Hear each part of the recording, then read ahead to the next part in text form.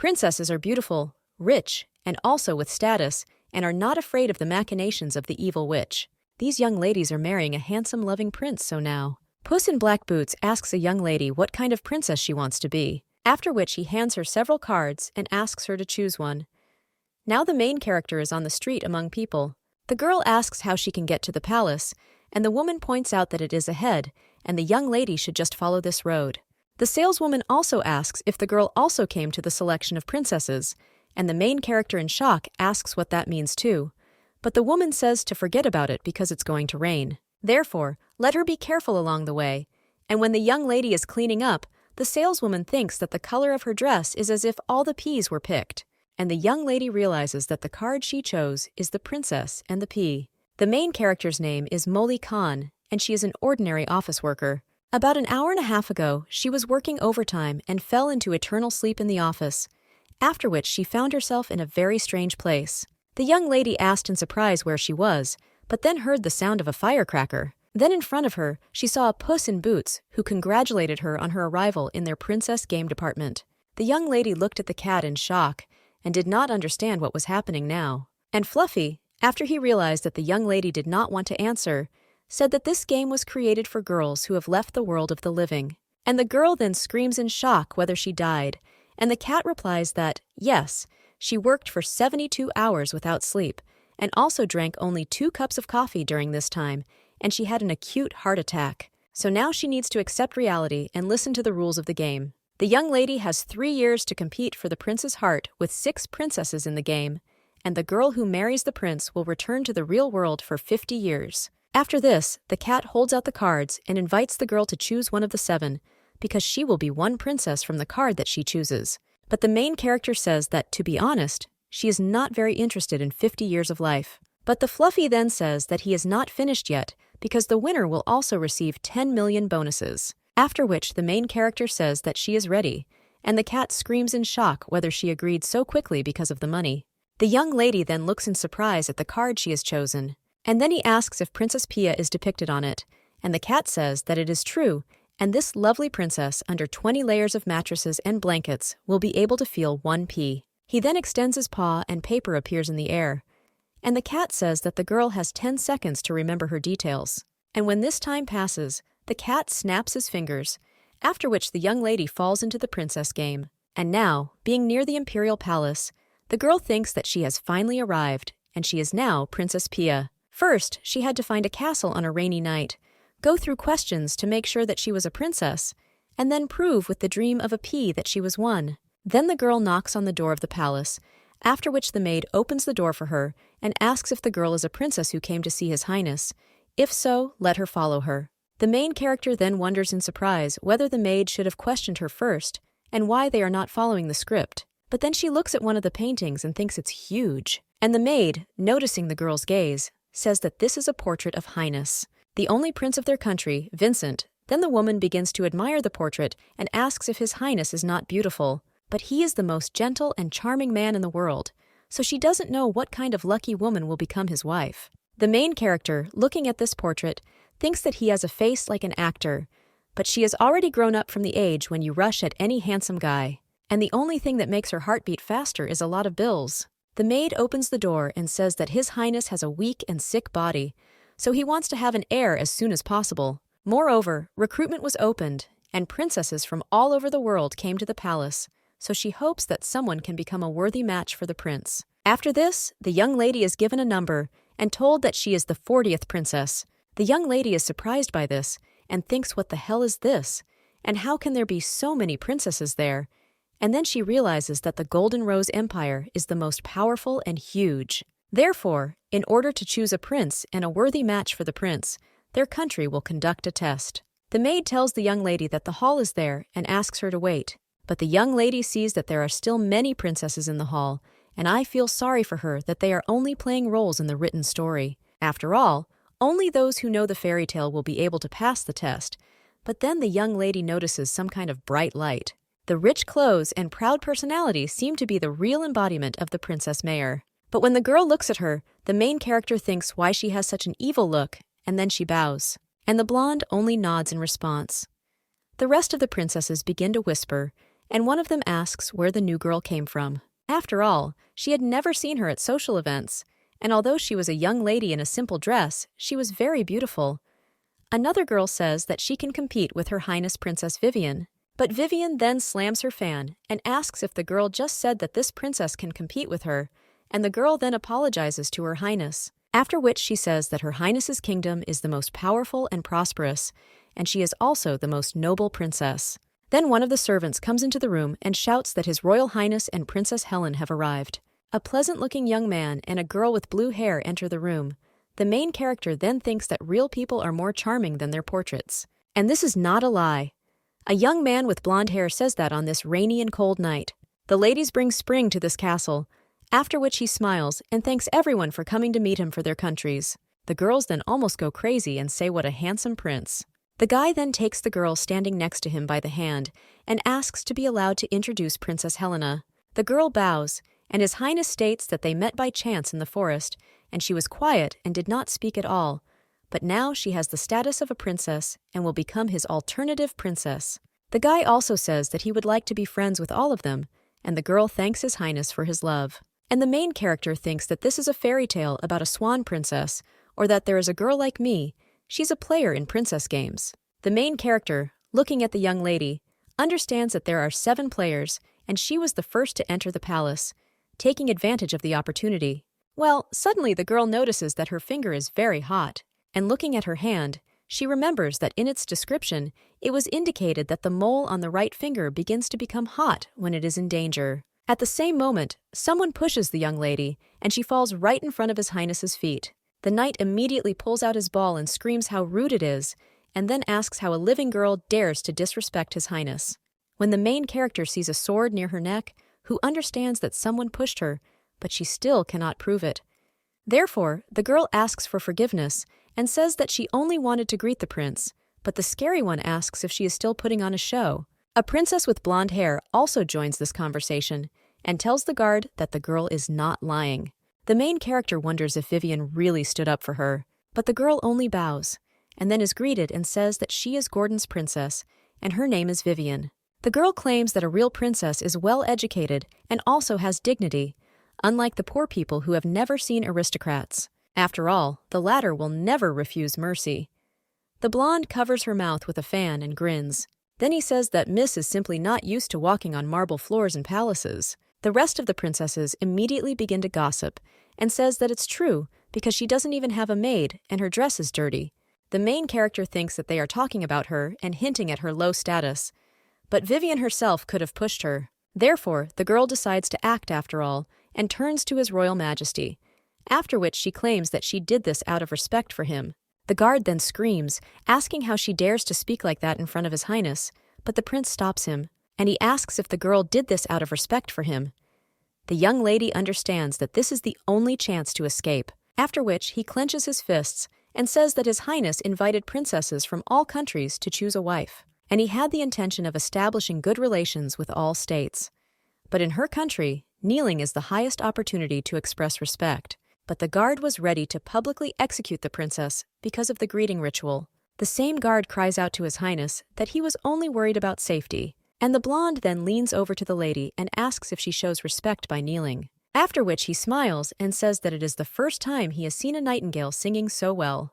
And she's right, because the guy really hopes to take advantage of this opportunity to establish friendly relations with all countries. But the guard also acted according to the law, because it is unknown what her motives were. Then a lady with blue hair addresses His Highness, and he says that the guard was right, but the princess is not to blame. The guy then smiles and says to Helen, what does she know that he never refuses her requests? The prince also tells the lucky lady to thank his alternate princess because she is innocent. After which the guy turns around and says that he is tired, and the guard screams that His Highness is returning to the castle. The main character turns to His Highness and thanks him for his forgiveness, as well as Princess Helen. The girl only smiles in response to this, and the main character thanks her again in her thoughts. At this time, in the prince's office, the guard turns to His Royal Highness and says that he thinks Miss Vivien is right, because this young lady has a sharp tongue and her personality is suspicious. But the prince says that the chief guard does not seem to understand a woman's heart. After all, a girl with a sharp tongue is not necessarily hypocritical or inelegant, and if the guard does not understand this, then they will continue to play their games.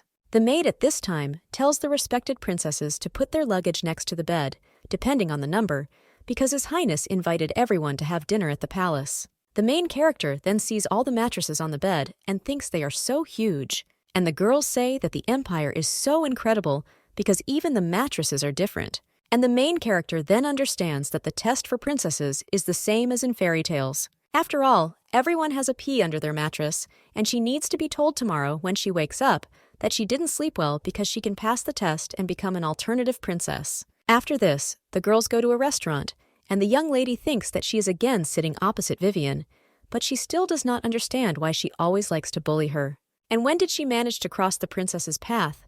But Vivien then puts the last piece of food in her mouth and then gets up from the table and says that she's finished. The main character wonders if she is leaving so quickly and decides to go after the princess. But when she enters the corridor, she realizes that the girl is walking me back to the palace. And the young lady turns out to be right, because the lady with blonde hair begins to whisper about something with the maid. The blonde says that she ordered the maid to put peas only under her mattress. The main character wonders in shock how the princess found out about the peas and whether Vivien also knows the original fairy tale. The girl thinks why these two princesses are players in her storyline.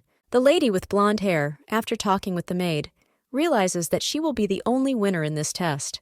And the main character then hears the maid heading in her direction, after which she goes around the corner. Well, the floor cracks under the young lady's foot, and the blonde immediately screams out who's there, and the main character realizes in shock that she has now been revealed, but then sighs because she has a plan. The girl comes around the corner and asks why Miss Vivien is there alone, but the maid said to keep her company. The main character, continuing to smile, says that the palace is in the opposite direction and the castle is so huge that you can easily get lost. The lady with blonde hair says that they are the only ones there, so the princess need not pretend.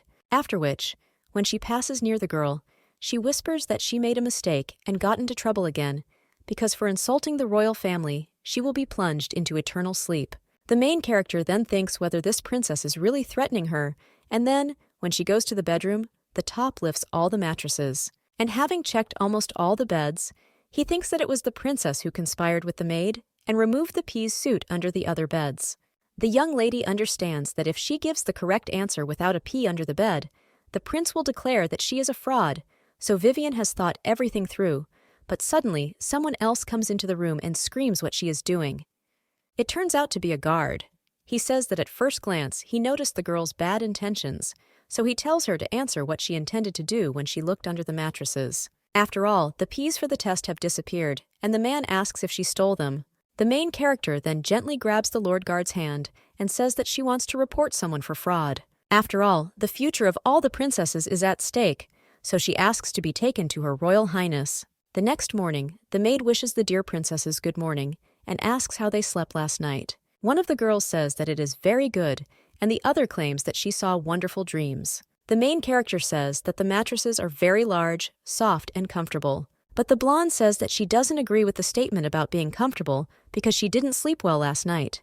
The maid then asks the princess how this inconvenience manifested itself, and the girl replies that it was as if something was pressing on her, after which she smiles and thinks that she is the winner. And the maid reports that she is announcing the completion of the test, after which the prince turns to the princesses and says that the test they passed at night was that a pea was placed under each mattress in their chambers. The girls then ask in surprise what he is talking about, and the prince claims that only those who felt discomfort with their delicate skin could pass the test. But then he realized that this was wrong, and before the princess went to bed, he ordered the maid to quickly replace all the mattresses with new ones.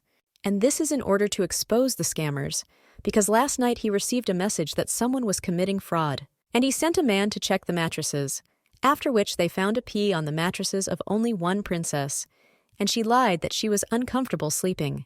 Then he turns to Princess Vivien and asks if everything is correct, after which they ask what her goals are. The girls in the hall begin to gossip, and one of them says that the princess is a liar.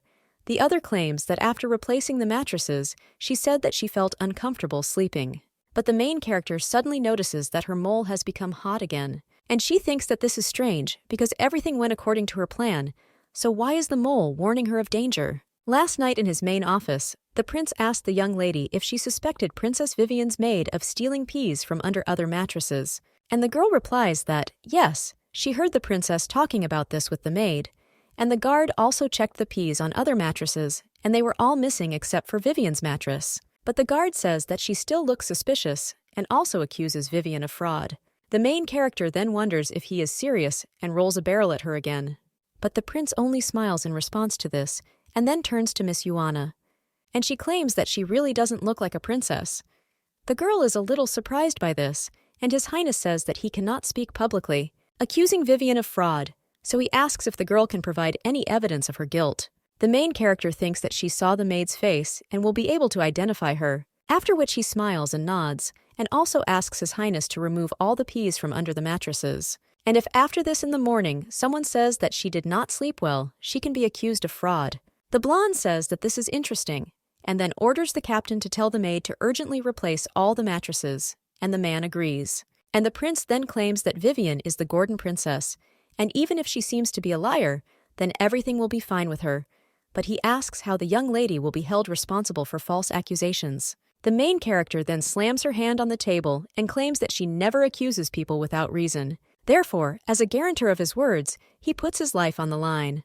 The girl says that if everything she said is a deception, then His Highness can do whatever he sees fit to her. The guy is then surprised and asks if she is so sure. He claims that he appreciates Miss Yuana's determination and courage because people like her are very rarely found in the palace. And he takes this matter very seriously and then says that he hopes she can pass the test, calling the girl his most special princess.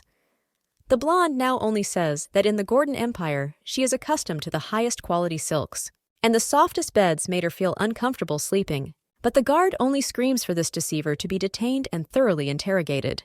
But the princess only asks who dares to accuse the real princess of deception, and the guard immediately falls silent, and the main character realizes that she knew that the girl would not just give up. But fortunately, she has a witness, after which the main character grabs someone by the hand, and then tells His Royal Highness that this is the maid who stole the good ones on Vivien's orders last night.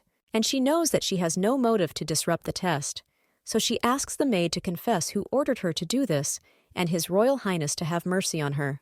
The blonde then gets angry and realizes that Yuana is involved in everything.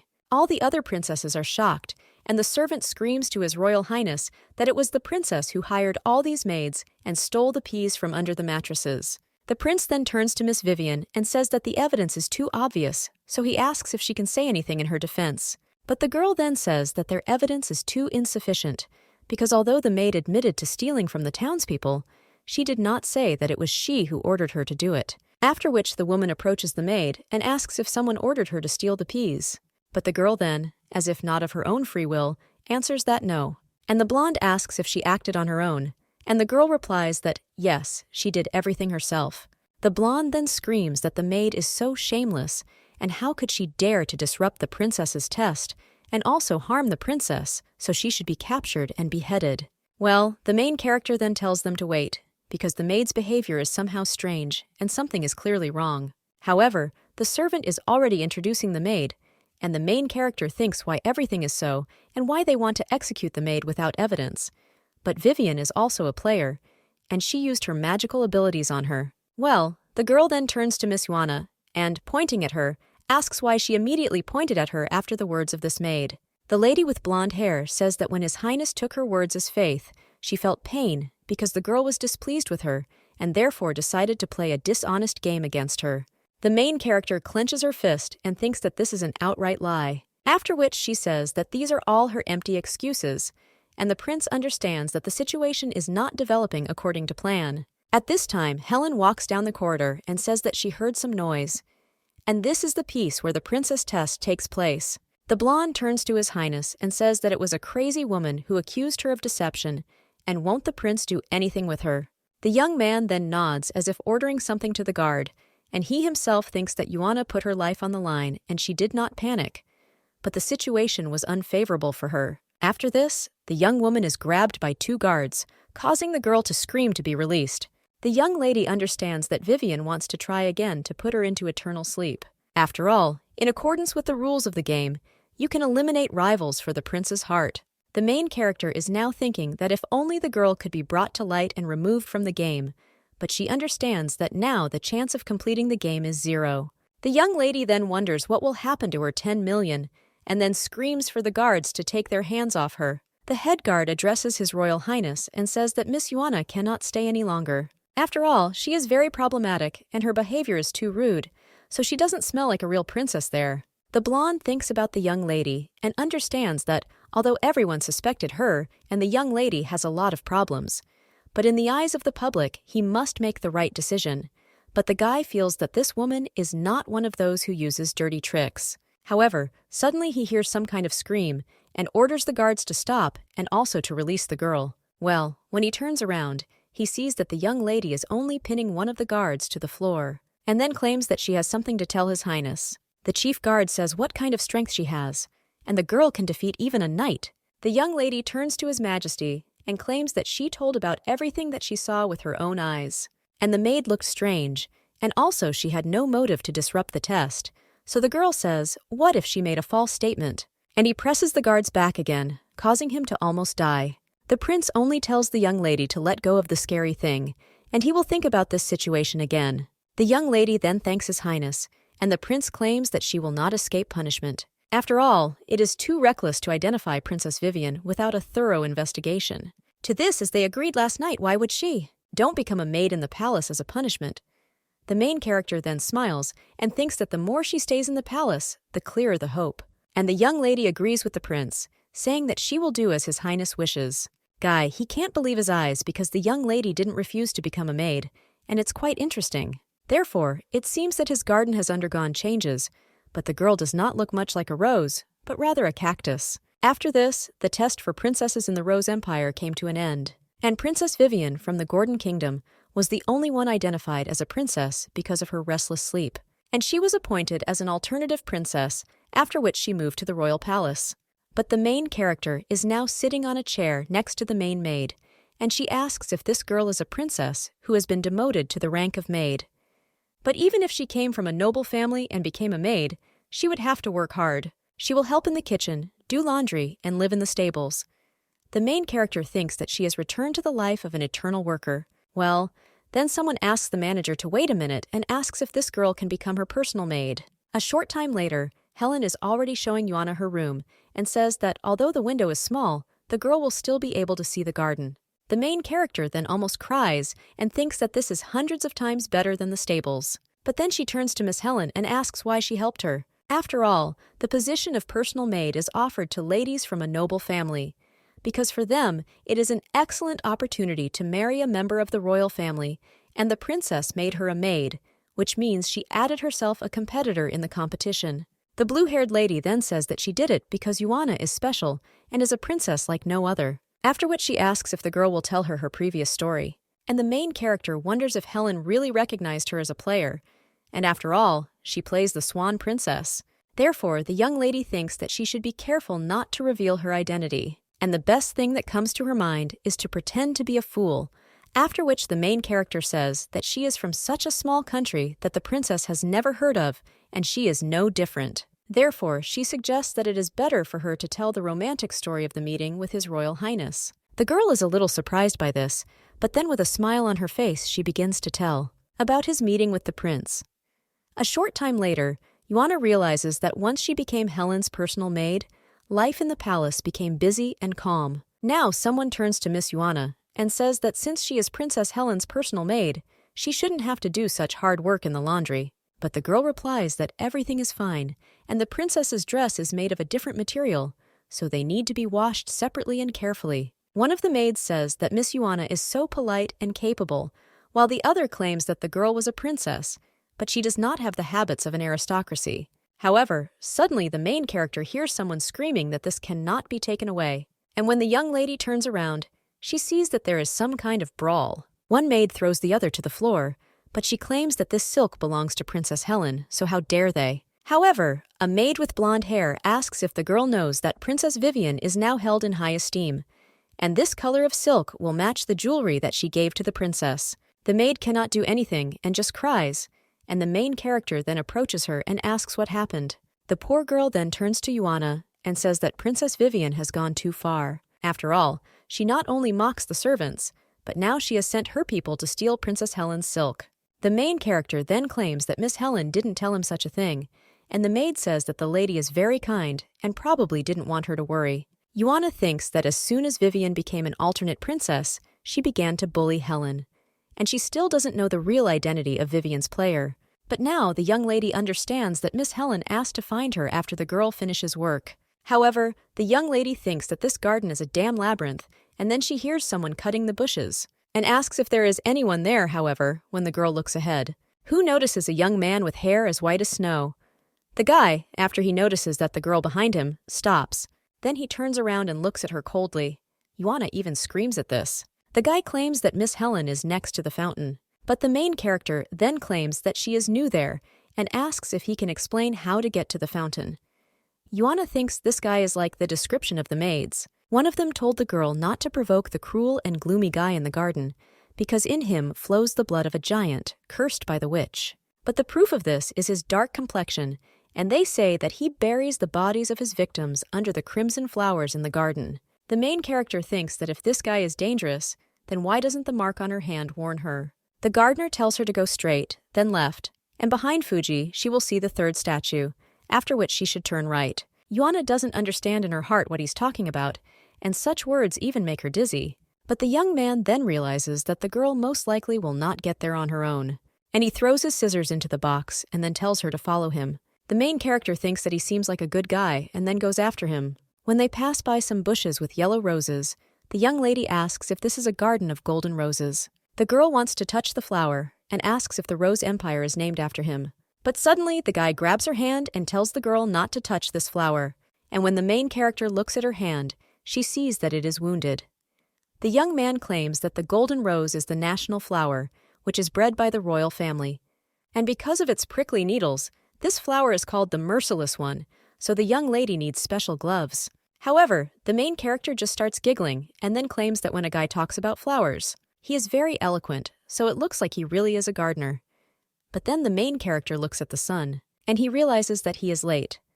The girl asks if she will find the fountain if she goes straight through the garden of the golden rose, after which she thanks the gardener for showing her around and claims that next time she will definitely thank him. The young man just looks after her, and while the main character runs, she thinks that this guy is different from the rumors. And if she makes new friends, it will help in the game. After the main character runs to the fountain, then he sees Helen laying out the dishes on the table, and the main character immediately turns to Miss Helen, and she says that she will do this, but the princess tells the girl not to worry because she loves to do this, and she invited Vivien to have tea, so she hopes that the girl will help her. Apologize to the princess.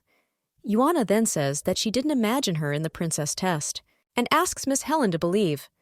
The lady with blue hair says she believes it, but she claims that Vivien is now the favorite, and she is worried that she hates the young lady. The main character thinks that Helen is right, but at this time, someone approaches them and asks what these girls are talking about. It turns out to be Vivien. She tells Helen that her maid has such a dissatisfied face, and her being around will ruin her tea mood.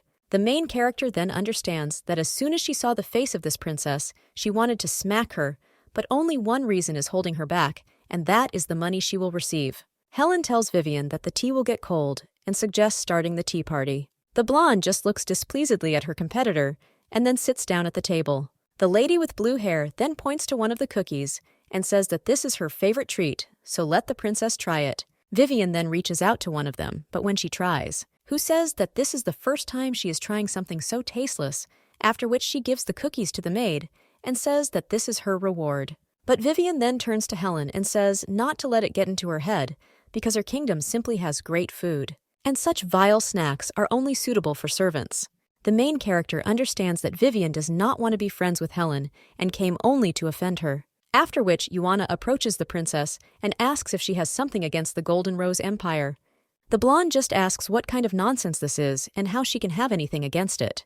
But the main character then picks up the cookies and says that her reaction to this dessert, which is made from the national flower of the empire, was a little strange. After all, the princess said that this is a disgusting dish and is only suitable for servants, so the girl asks whether she has not humiliated the empire. The blonde then says that this is not what she meant, and she had no intention of humiliating the empire, after which she turns to the maid and tells her to give it back. And the maid apologizes to Miss, and then claims that she took a bite. The main character understands that Vivien is arrogant and too stupid for this world, and then says that since the girl humiliated the empire, she needs to eat dessert after the maid, and she can do it. Vivien, Then he realizes that this girl is asking to eat something after the maid. She eats these cookies furiously and thinks that she will return this humiliation to Yuana 100-fold. But then someone comes up to them and asks if he missed anything interesting. Helen tells His Highness that all sorts of little things should not bother him. And today, there is such a strong wind, so the young lady asks why he is not resting in the palace. The guy says that they haven't seen each other for several days, so he asks if the girl wants him to leave as soon as he sees her. The young lady tells His Highness not to joke like that, and the blonde, looking at all this, just turns away and says that His Royal Highness does not want to see her. Then the prince approaches her and says that the jewelry she received showed his feelings for her. When the prince sits down at the table, who looks at the main character and thinks that this is funny, because every time something happens, this girl is always nearby. The prince claims that he is there to tell them something and claims that when Vivien entered the palace, he had 2 alternative princesses. The father is very pleased with this and sent them gifts, and in 10 days a banquet will be held and they will be officially presented as contenders for the title of princess. The people will understand that one of them will soon become their only princess, and the girls are happy about it. Helen says that she will start preparing, and Vivien claims that she just bought expensive dresses, so she hopes that His Highness will come and personally help him choose. But the prince then only coughs, and the 2 princesses turn to him excitedly. The young man claims that he is normal and tells the captain of the guard to take the necklace to the princess's quarters. The guard says that then His Highness will have to get to the palace himself, but the guy claims that he will find a maid to help him. After which they point to the main character and say that let Miss Yuana lead him through. The girl is in shock, wondering whether she will see the prince off. A short time later, they find themselves in the garden of the Golden Rose, and the main character realizes that she never thought that being alone with the prince would be so easy. But in order to establish contact with him, you can accidentally fall on him. And the first step will be to seduce him, the second to marry the prince, and the last and best thing is to finish the game and get your money.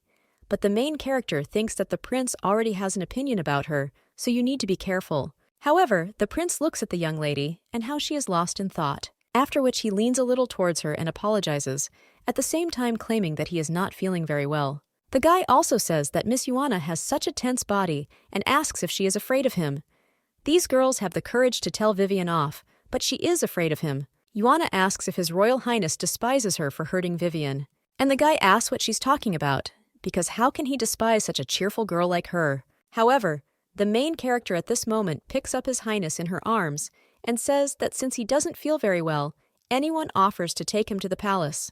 The main character understands that she has read so much, but cannot believe that she has to seduce this fabulous guy, and as soon as she thinks about it, she gets goosebumps.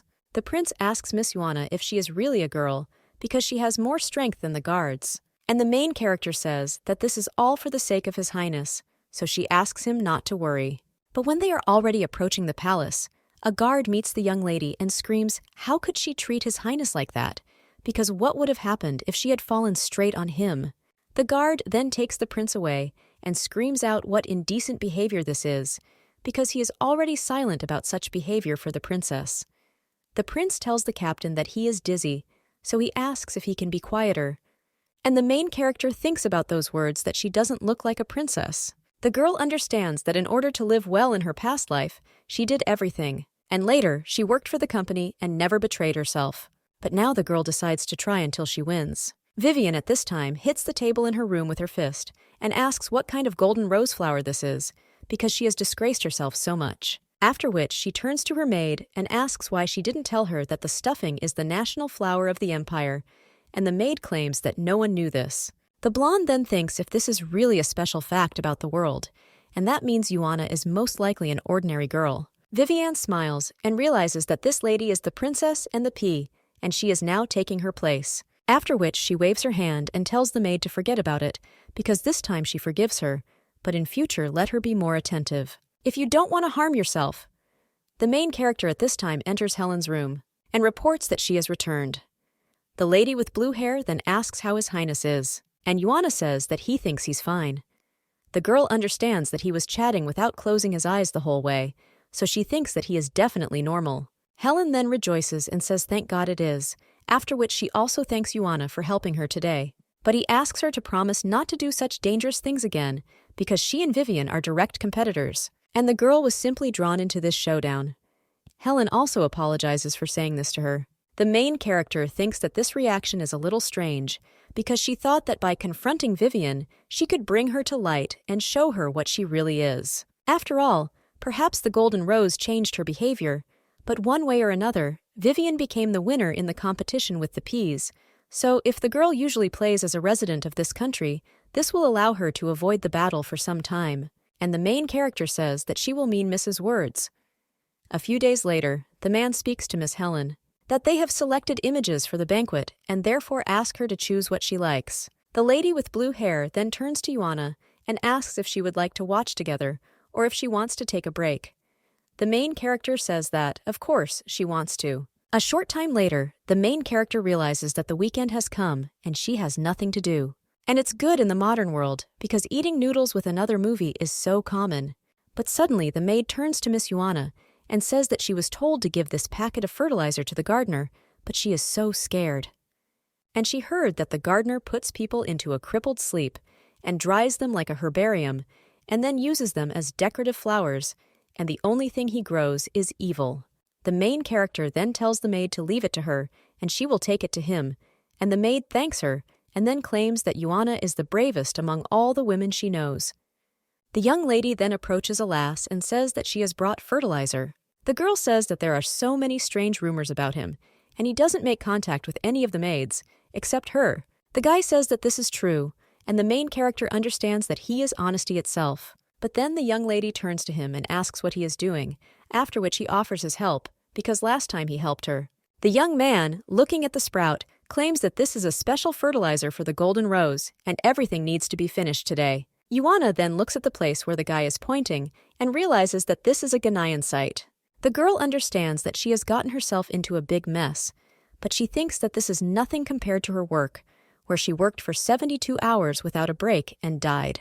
After which the two are already working in the garden, and the main character feels a little tired. A lass hands her a towel, and the young lady thanks him with a smile on her face. At this time, in the royal palace, the guard informs His Highness that the court tailor has already left, and, as the guy ordered, Miss Helen chose first. The blonde then smiles and says that it is clear, and then asks if the strong maid has left. The guard then looks away and says that no, she is not. His Highness then asks what happened to her, and the guard replies that she is gardening, which causes the prince to trample on tea. Helen is choosing a dress at this time, and the tailor assures that these are ready-made banquet outfits for alternative princesses, and the girl just needs to choose the dress she likes, and after she chooses, he will simply adjust it to her figure. The girl then draws attention to one of the dresses, a part we claim that Miss Helen has good taste. After all, this is the most expensive dress among all, and His Royal Highness provided a batch of pearls of the highest quality to sew this dress. The young lady then asks if she can choose him, and the man replies that of course there is no problem with that, after which he offers to take her measurements. And the girl says that she has one more request for him, and even though she has fabulous people, young people ask if they can choose another dress. The man replies that, yes, and he will be happy to help her, after which he takes the lady's measurements and says that she always takes care of others and always provides snacks, which is why he and his wife are big fans of hers. Helen only smiles in response to this and says that she likes it and is often free. An hour later, Vivien angrily asks why she should choose the second one, and the tailor claims that because this is an order, the maid only tells the guy to fuck off and not dare to block the path of their lady when she is choosing a dress. Vivien then asks if he is the court tailor, but the guy does not have time to answer. How the girl points to the dress behind her and says she wants it. The man tries to return it to her and tell her that this dress has already been chosen. And the main character at this time tells Helen that she has returned. Well, the lady with blue hair tells her not to come in yet. After which, opening the door, she says that she has a gift. The main character says that she also brought a gift, and the lady with blue hair then offers to give them to each other at the same time, to which Yuana agrees. The main character then hands her mistress a bouquet of flowers and claims to have brought her a blue lily from the garden. And Helen says she brought Yuana a new dress. The girls then look at each other and smile, and after that the main character tries on a new dress. The girl looks great in this dress, but then she asks how Miss Helen knew her size. The lady with blue hair says that she secretly measured today while the girl was sleeping, and Yuana says that it smacks of perversion. Helen says that the lilies that she brought are so beautiful, and she will go find a vase for them, but the main character says that this is unnecessary. And taking one lily in her hands, The girl says that the gardener said that the aroma of blue lilies is very pleasant and light. After which the girl puts the lily behind her mistress's ear and says that this variety was specially bred for noblewomen. But Miss is always calm, so she thought that this unusual scent would suit her. The girl then looks at herself in the mirror, but she can't hold back her tears. Joanna is shocked and asks why Miss is crying, and the lady with blue hair then apologizes for having to see her bad side and claims that she's crying because she forgot the feeling of having friends. The main character understands that in the modern world she would love to hang out with Helen, however, now they most likely will not succeed. The young lady then turns to Miss Helen and asks if she didn't choose a dress today. If so, where is it? But the girl, when she hears this, just lowers her gaze and says that she asked to bring that dress into the room. However, at this time, Vivien is sitting on the windowsill in her room near that same dress. The girl grins and thinks that no one can steal anything from her, and Helen is already a loser at the banquet. Helen is now claiming that the court tailor said her dress had to be given to Vivien. Therefore, he can choose another outfit for her, but this dress is too plain. The main character then thinks about it, and the lady with blue hair says that she didn't want to upset him and took this dress. The girl understands that the tailor respects Helen, but they understand why he broke his promise and whether Vivien used tricks or magic techniques as she did with the maid. Helen turns to Joanna and lightly pinches her cheek and then tells her not to worry about her because she will just put on this dress. The main character then sighs and says that Miss is always so soft, but this banquet is a good opportunity to enlist the support of both the nobility and others. His Royal Highness will begin the banquet with the first dance, and if Vivien wins, then Helen's authority in the eyes of the nobility will fall. The girl claims that the banquet is in just 2 days, and the dress needs to be remade. But the main character then turns to Miss and tells her not to give up so easily because she will fix everything. The young lady understands that although she should not be on the lookout for Helen, she still really wants to help her because the girl is also in this world, and she is the first to lend her a helping hand. 2 days later, the banquet began in the Golden Rose Empire. The emperor invited all the nobles, and at this banquet, His Royal Highness was to present 2 alternative princesses. The prince is already standing near the nobility and is preparing to announce the start of the banquet. And the main character at this time is carrying a bouquet and understands that if she had more time, she would not have to run around the garden in a dress now. Well, the girl then understands that most likely there is no one there, so she can waste her dress and run faster. Then she ties a knot. But then someone turns to Miss and says that the alley is busy. It turns out to be some man who is now offering to show the shortest path. The main character thanks him, and he asks if the girl is new and if she knows him. The young lady says that she doesn't know, but he knows this place well, and I helped, and therefore he is a kind person, and she will suffer if he is rude. The man then just smiles and tells her to get out, but the corner sculpture is a shortcut. Then one of the servants turns to the master and claims that it is already very late, and the man says they can go. The servant then asks if something happened, and his master claims that he just met a very unforgettable person. The prince at this time claims that the time has come to introduce them to beautiful alternative princesses. Then he introduces Miss Vivien Gordon.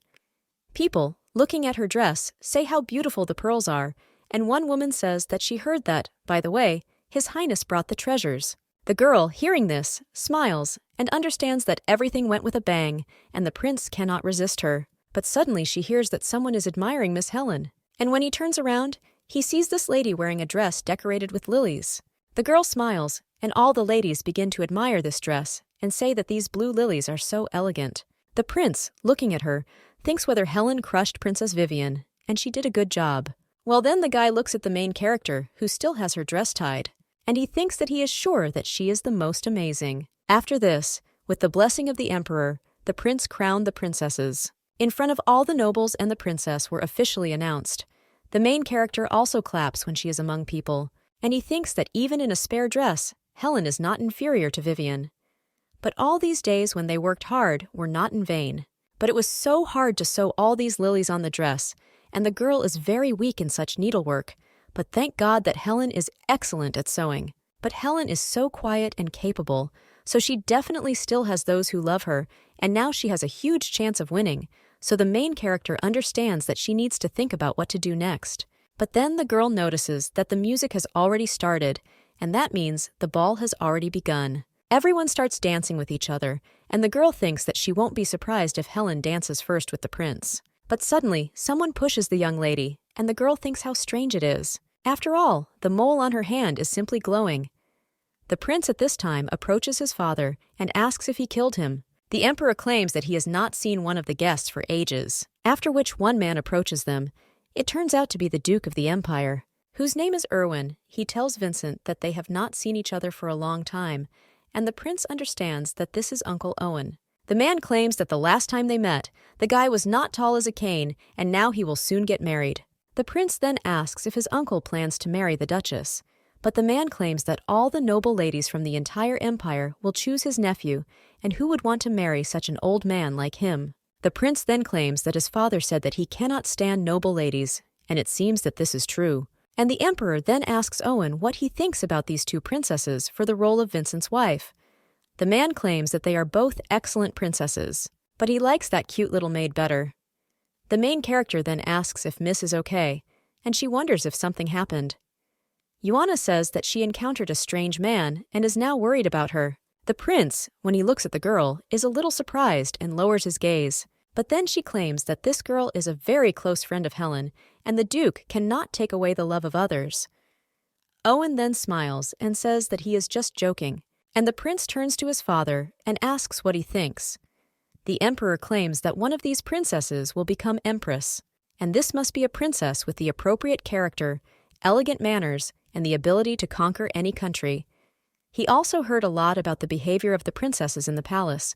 Helen is generous and loving, as well as calm and wise, and he believes in the state's qualities as precious stones, a rare treasure that Helen is willing to wear to a banquet, so he thinks that the prince should pay attention to her.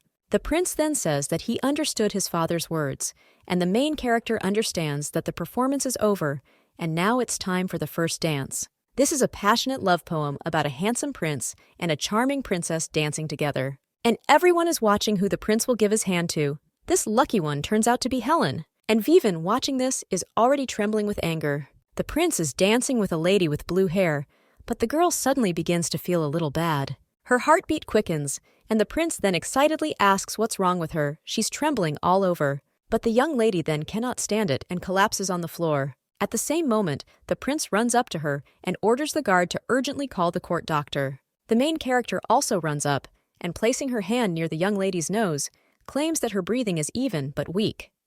The prince says that is good, and the main character suddenly feels that her fingers are burning again, and it seems the danger is right there, but this flaming mole and every nerve of it is tense.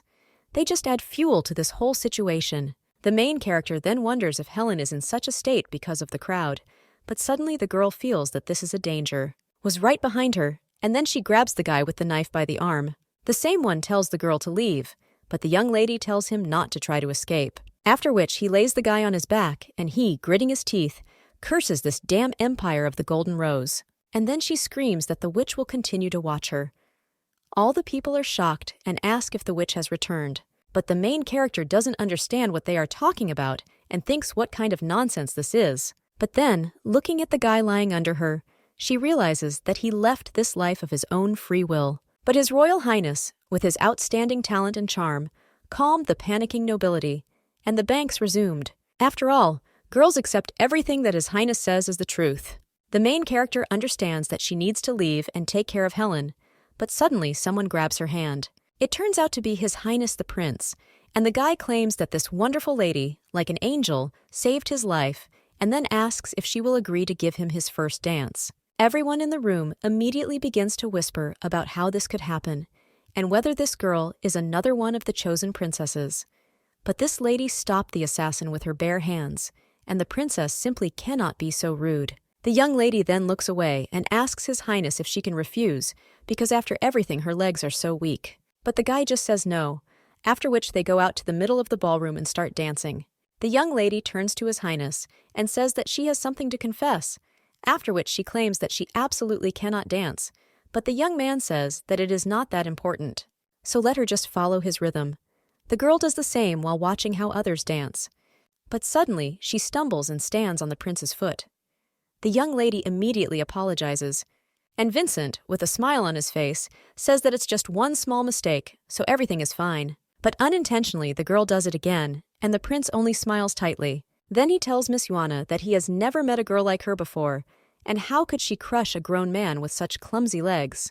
Yuana then smiles despite all the anger she feels, smiles and claims that she told him so. At this time, the Duke approaches the Emperor and claims that the panic was quickly calmed down, so the Emperor raised Vincent well, but in the end, he chose the lady who liked him, after which the Duke and the Emperor knock glasses, and the head of the empire says that he just hopes that the guy can find a worthy princess in the country of Irvine. While the couple is dancing, the young lady asks if His Highness is not worried about Miss Helen because she suddenly fainted.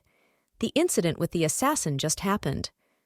But the prince says that the best doctors of the entire empire are in the palace, and hundreds of noble families were invited to the ball, so he could not let them down. Suddenly they are near another couple, and the prince sees the young lady. He smiles warmly at her, causing the girl to scream that His Highness smiled at her. And the guy she's dancing with just looks at the young lady, puzzled. The main character at this time turns to His Highness and wants to object, but the guy says that he thinks she needs to worry more about him. After all, the target of the assassin whom the girl stopped was him, and this only testifies to the fact that there was some support from the nobles and there was a witch behind it. This woman is a symbol of destruction and brings only misfortune. But when this horror comes, it is the prince who must protect the princesses. Yuana argues that it makes sense and then apologizes to His Highness for misunderstanding him. But the guy, seeing such a face of the young lady, almost laughs out loud and claims that Miss Yuana is so easy to deceive. The girl then asks if he just tried to scare her. The prince says what if she continues to be so impudent? Then he will be in danger in this palace. When these two finish their dance, the people still do not stop whispering. And at this time the blonde stands all alone with a glass. Looking at the crimson wine, she understands that His Highness ultimately chose this Yuana, but she is the alternative princess who was left alone. Suddenly, someone turns to Miss Vivien and asks if she will allow her to ask her to dance. He claims that even if His Highness did not choose her. Well, before he can finish his sentence, that glass of wine immediately plops into him, and the blonde with anger on her face asks if he dares to feel sorry for her. The man then wipes his face and screams that this vile woman dares to humiliate the nobility. But he invited her only because she was standing without a mood. Everyone in the hall begins to whisper and say what a disgusting character she has, and that's why Lily, His Highness, doesn't like her. The girl just clenches her fists listening to all this gossip, and the main character is in the corridor at this time. She takes off her heel and thinks that dancing with the prince is a double test for both body and soul.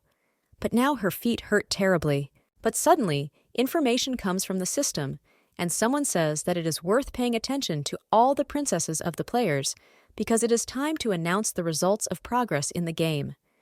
The main character understands that this is the voice of that Puss in Boots. Fluffy says that even though the first month of the game has come to an end, some players took the necessary measures in advance, but some were unable to maintain their progress. However, time waits for no one, and the complexity of the game is about to increase. Therefore, he asks the princesses to work hard to reach a high position and marry the prince. Now the lady with blonde hair remembers her life before she fell into eternal sleep. Someone told the girl that her car was already parked, and then the young lady headed towards her husband.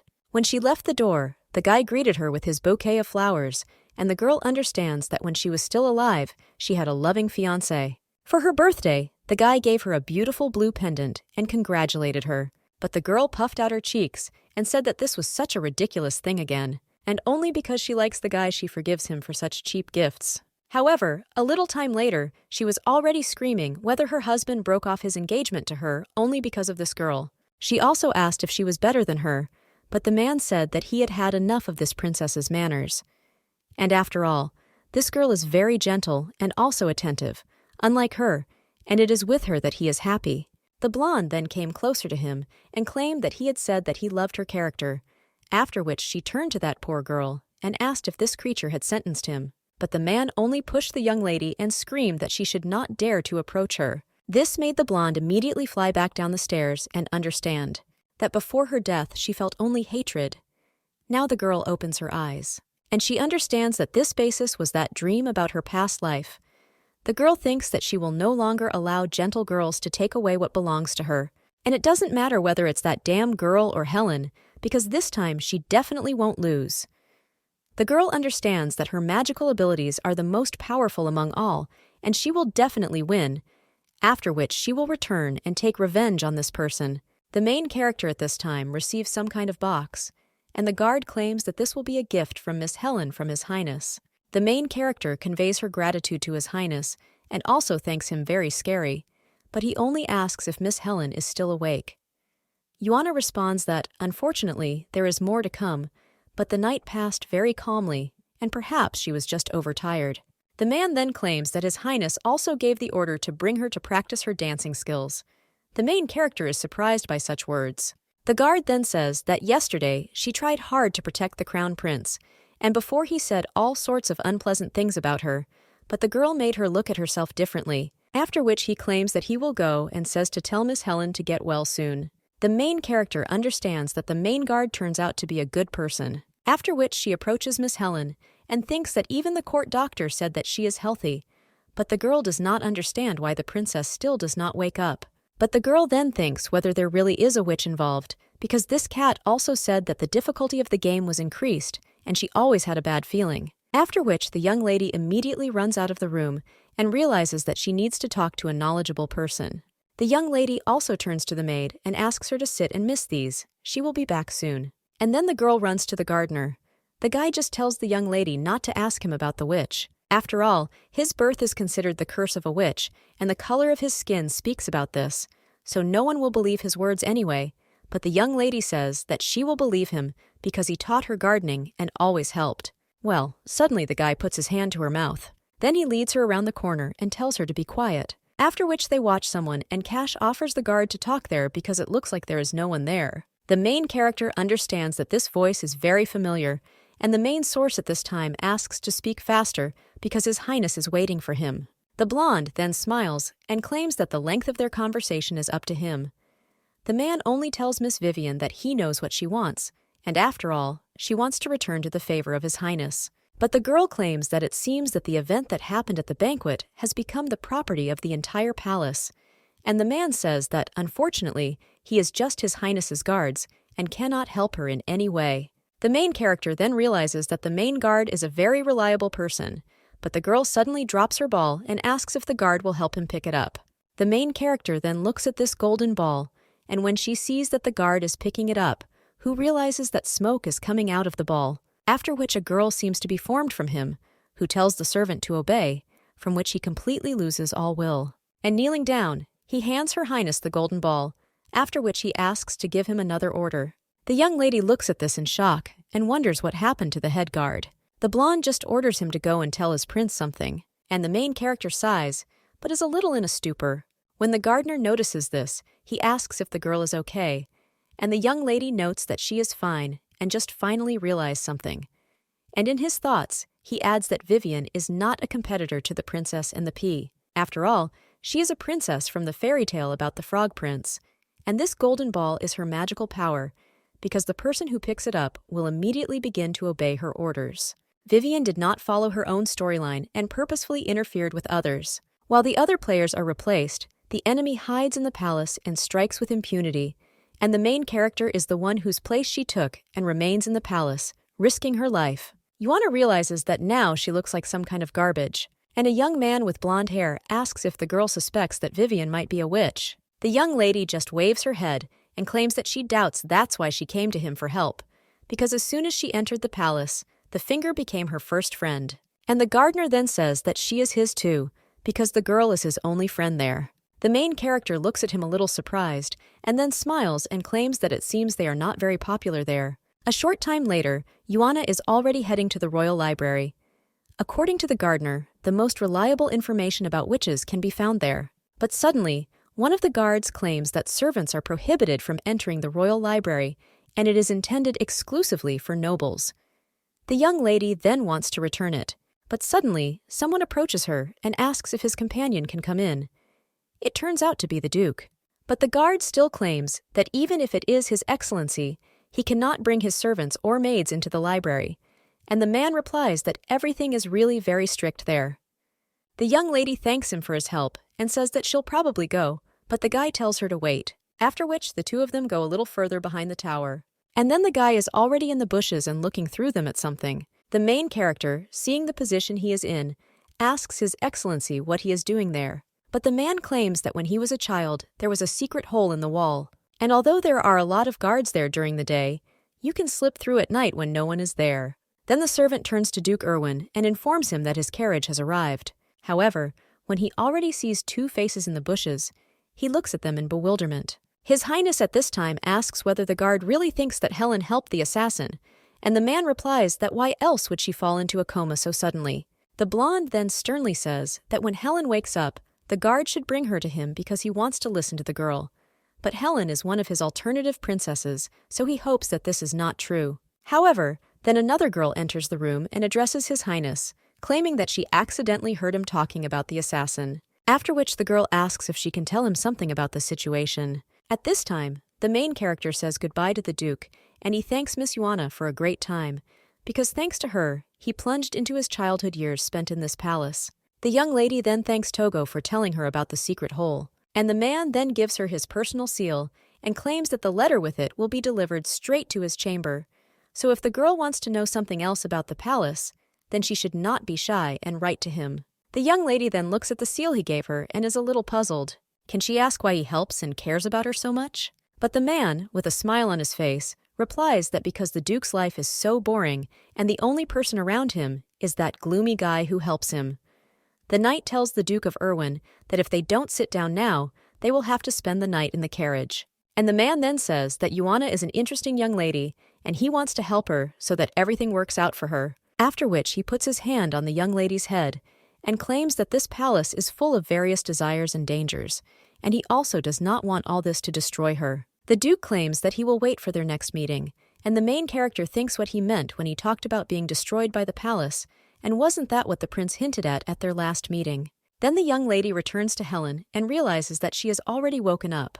However, looking at the young lady's face, she understands that she is not feeling very well, after which Helen turns to another maid and says that she can come out there. After the girl does just that, the main character sits down next to Helen and asks how Miss you are feeling, because she fainted so suddenly. But the girl only hugs Yuana tightly and says that she doesn't know what to do. The young lady says she has no one to tell. Besides her, the main character understands that she is trembling so much.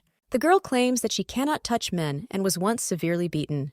If she resisted, they beat her harder, and she couldn't even raise her head to look him in the eyes, so she was afraid to meet men. And when a man touches her, she reflects everything and cannot breathe, but His Highness is very gentle with her so she can hold his hand.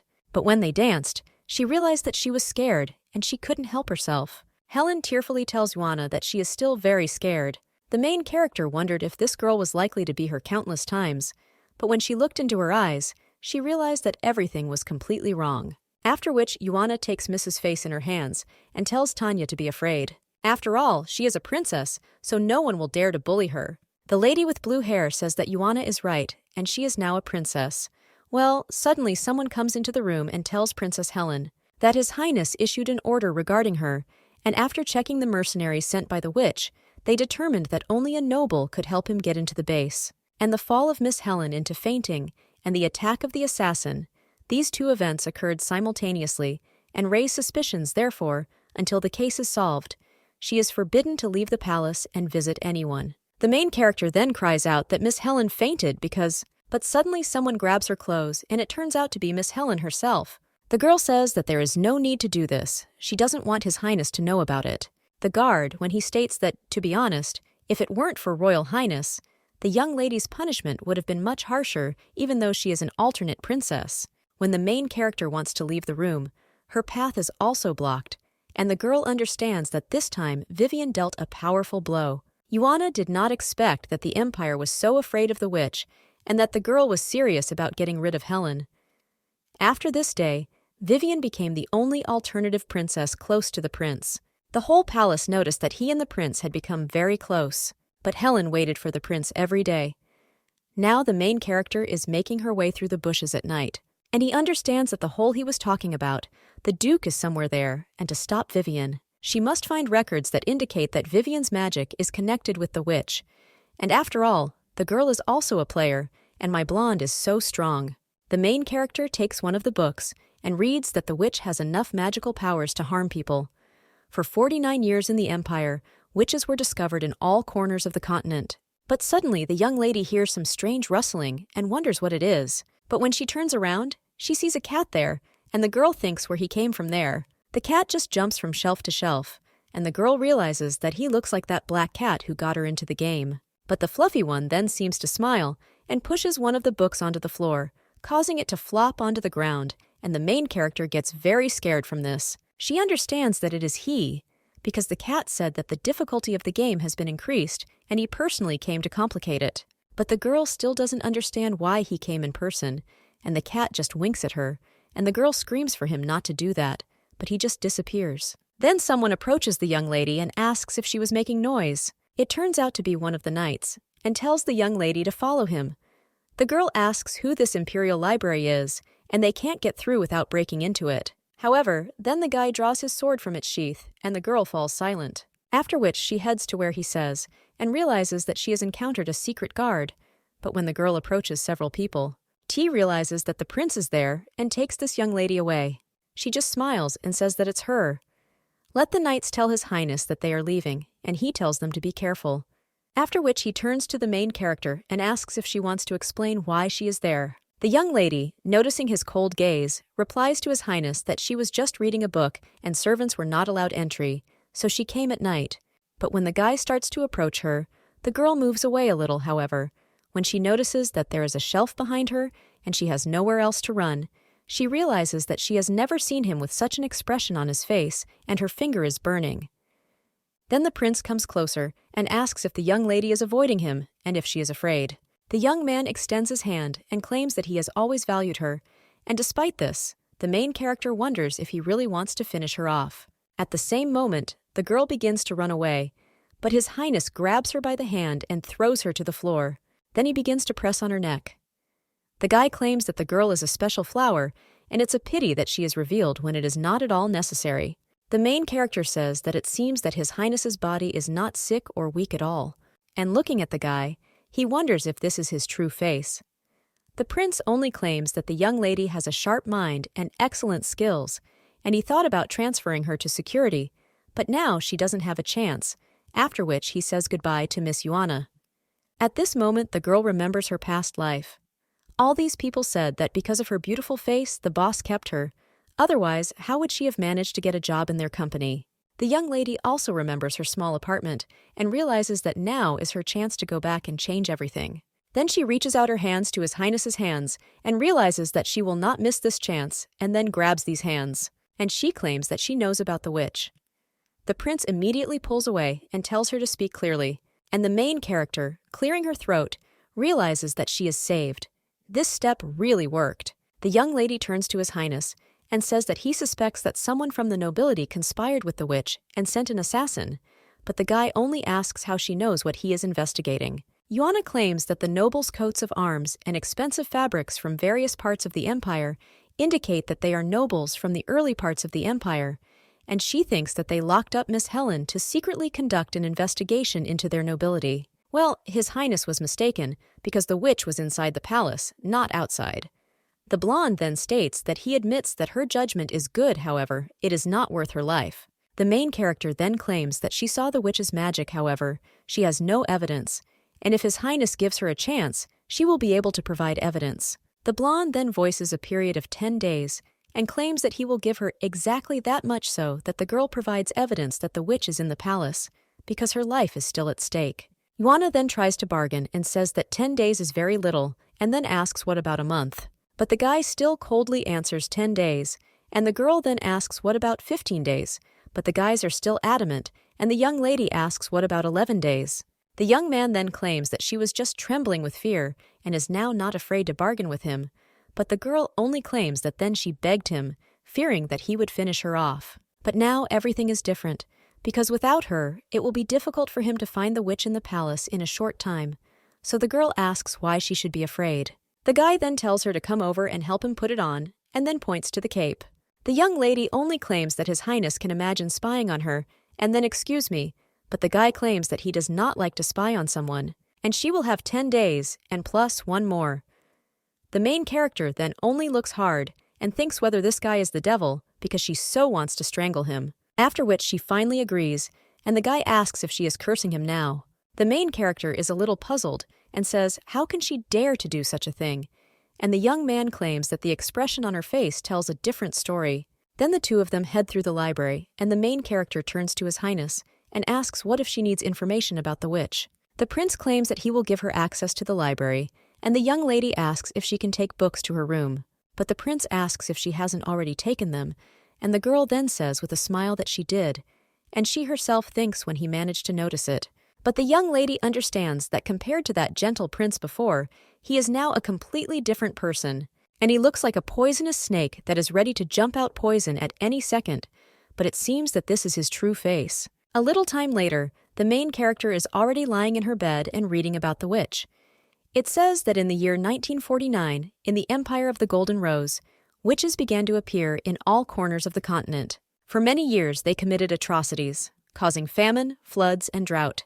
But in the 52nd year, the Emperor of the Golden Empire, William Roscat, personally led the troops. The war with the witches lasted for 3 whole years, and finally they were crushed, and the mainland returned to stability again.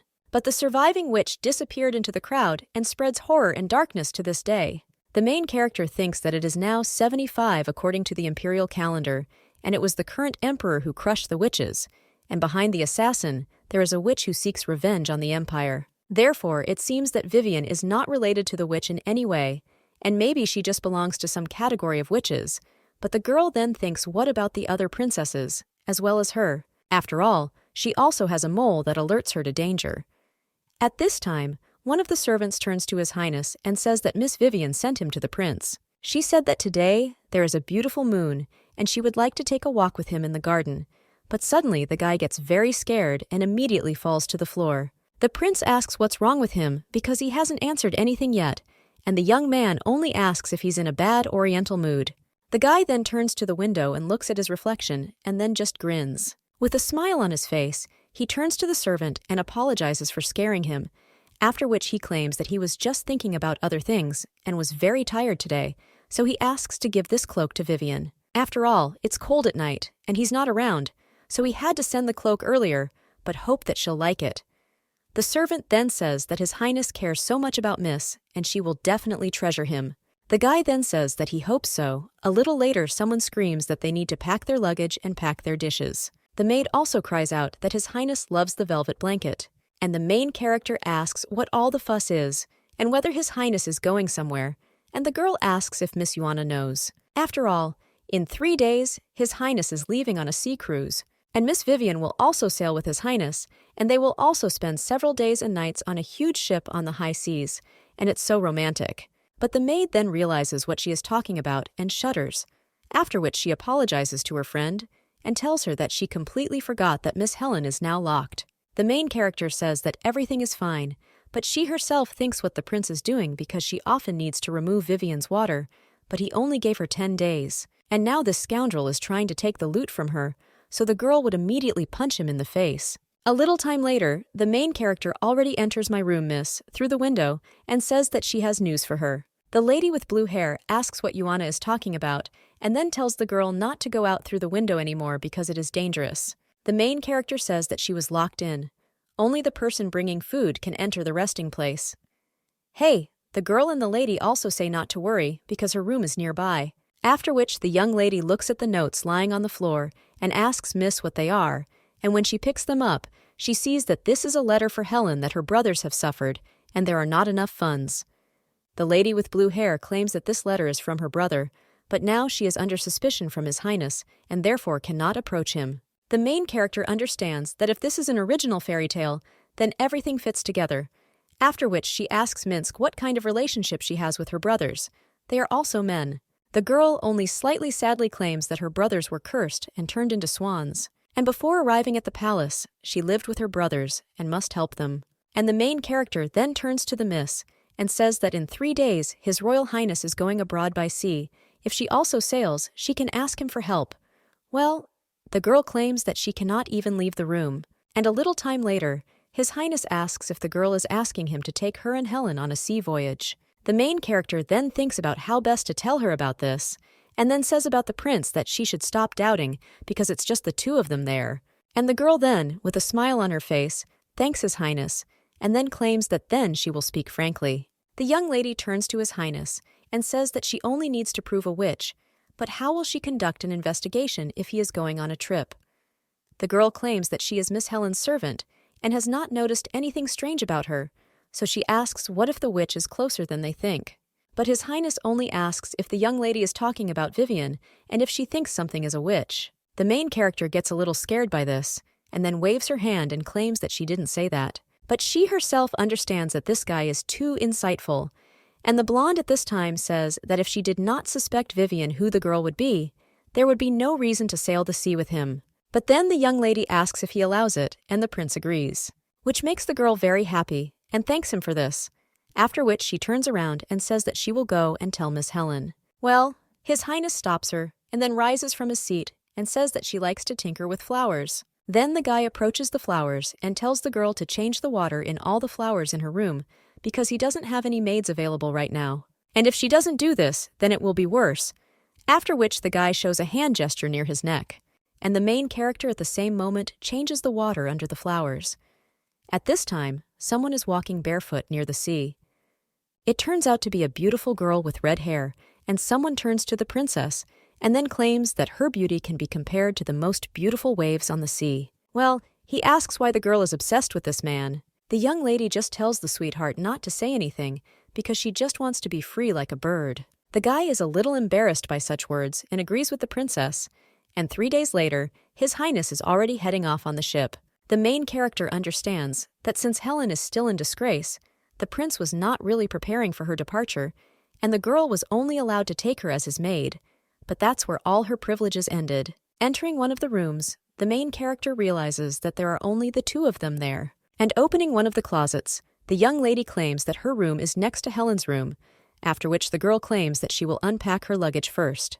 The lady with blue hair apologizes to Yuana for not being able to do anything without her help, and the main character tells her to take advantage of this trip to get closer to His Highness because she is sure that he will not refuse her request to help her brothers. Helen then smiles and says that she will try her best, and the next day the maid Vivien. He says that Miss is having a tea party with His Highness, so they should wait, and in another day. One of the servants also refuses and claims that His Highness and Miss Vivien are admiring the scenery. His Highness at this time notices someone talking nearby and asks what is happening there, and Vivien says that it's nothing important and that it's just a couple of noisy people, after which she turns to His Highness and asks Togo to look because this ring with an emerald that he sent her yesterday looks great on her. The guy kisses the young lady's hand and claims that it is nothing compared to her beauty, and even more to say, she is beautiful, like a witch.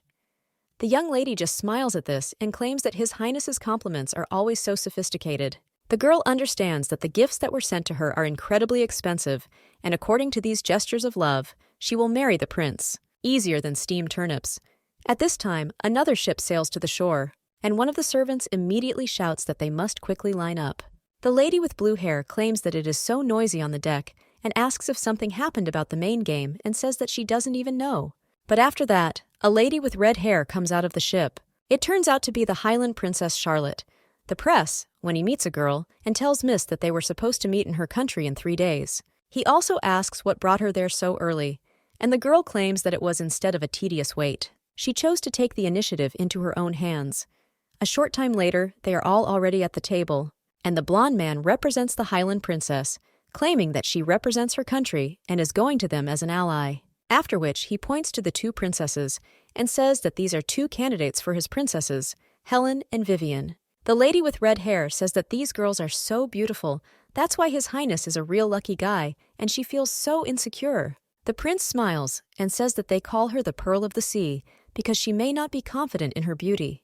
Well, the girl only approaches His Majesty and says that he is so handsome, so let him be careful, otherwise she will fall in love with him. However, at the same moment, the lady with blonde hair slams the table and tells Miss Charlotte that this is unacceptable. The girl then pulls back a little and apologizes to Miss Vivien and says that she is just joking and asks if she is angry with her.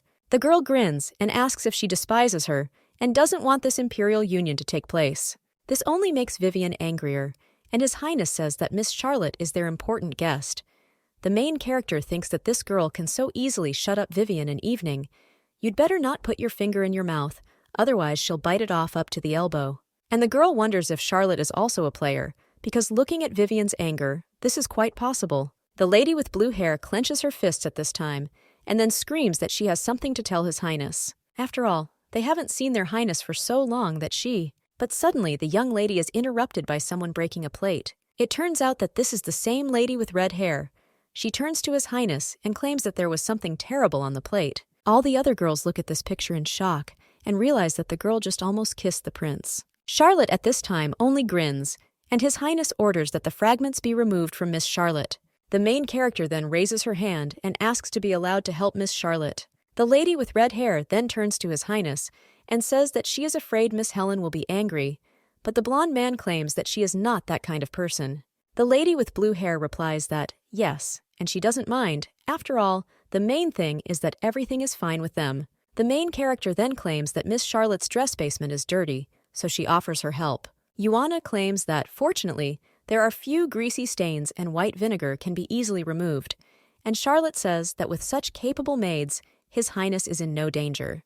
But the prince only looks at the young lady in surprise and wonders what she is up to. However, the main character only smiles warmly, and then claims that she won't even leave a trace of her dress.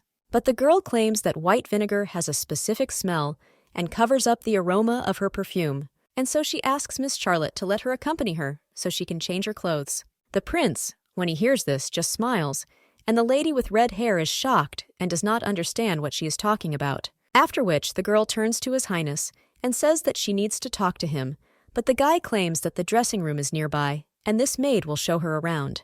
The girl then gets a little upset and says that she will leave then, and the main character enters the room and realizes that a similar principal understood her motive, but did nothing, and it is somehow strange. Yuana realizes that she has managed to get Charlotte away, and hopes that Helen can take advantage of the opportunity. When the lady with blue hair enters the palace, the main character asks if His Highness has agreed to help, and the girl claims that the prince is ready to convey to His Majesty the Emperor a request for help for their country. But he cannot guarantee that the Emperor will agree, and since he suspects her of helping the assassins sent by the witch to get into the castle, the situation becomes even more complicated. But suddenly someone turns to Helen and says that they need to talk, and then tells her to order her maid to leave. Helen says that Yuana is good, and the blonde says that yes. It looks like she has already completely captivated Helen, after which the girl turns to the young lady and says that, in general, the Kingdom of Gordon can help her country. The lady with blue hair then asks what she wants in return, and Vivien claims that she wants the girl to help her get rid of Charlotte. The lady with blue hair then, in shock, asks if Vivien wants to put her into eternal sleep, and the blonde tells her to stop acting like a naive fool because they are players with her, and Charlotte is a strong opponent even if she is not a player. But the young lady replies that no, and she is ready to provide Vivien with another favor. She doesn't want to hurt others and offend people. The blonde just tells the girl not to be so naive, because she knows how she took the real princess and the pea out of the game. And the lady with blue hair then asks in shock if she is not the princess and the pea. And the blonde claims that working with her is Helen's best choice, so let her think about her proposal. The main character, seeing Vivien leaving, thinking about something of her own. Meanwhile, to celebrate the alliance between the two countries, the prince held a dance on board the ship. The lady with red hair then sang on the ship, and everyone clapped for her. Now finishing her performance, the girl bows and thanks everyone for their attention, and the prince claims that her singing is truly legendary. The lady with red hair thanks His Highness, but says that it seems that Miss Vivien did not like her singing at all, which makes the blonde a little wary. Then he says that everything is completely different and it was incredible, but at the same moment, they see Miss Helen walking with a sword. The girl comes a little closer to His Highness and then takes out her ball and points it straight at the prince. A little time ago, a servant knocked on Miss Helen's room, and the main character opened the door for him. She motioned for the guy to be quiet and said that Miss Helen was resting, after which she asked what happened, and the guy claimed that in order to celebrate the alliance between the countries, His Highness arranged a dance on the deck and was calling Miss Helen, after which the main character said that she would pass it on and close the door. The girl understood that now Vivien sees a rival in Charlotte and will do something, but Helen, she refused to help Vivien, and Yuana was never able to find out anything, but she is not surprised that Helen refused her because she is such a kind person. And the main character then realized that only she could do something. Now everyone is screaming in shock what happened to Miss Helen, because how dare she point the ball at His Highness, and is she really out of her mind? People with red hair then just lean against His Highness and say how scared she is, and the prince says that everything is fine and let her not be afraid.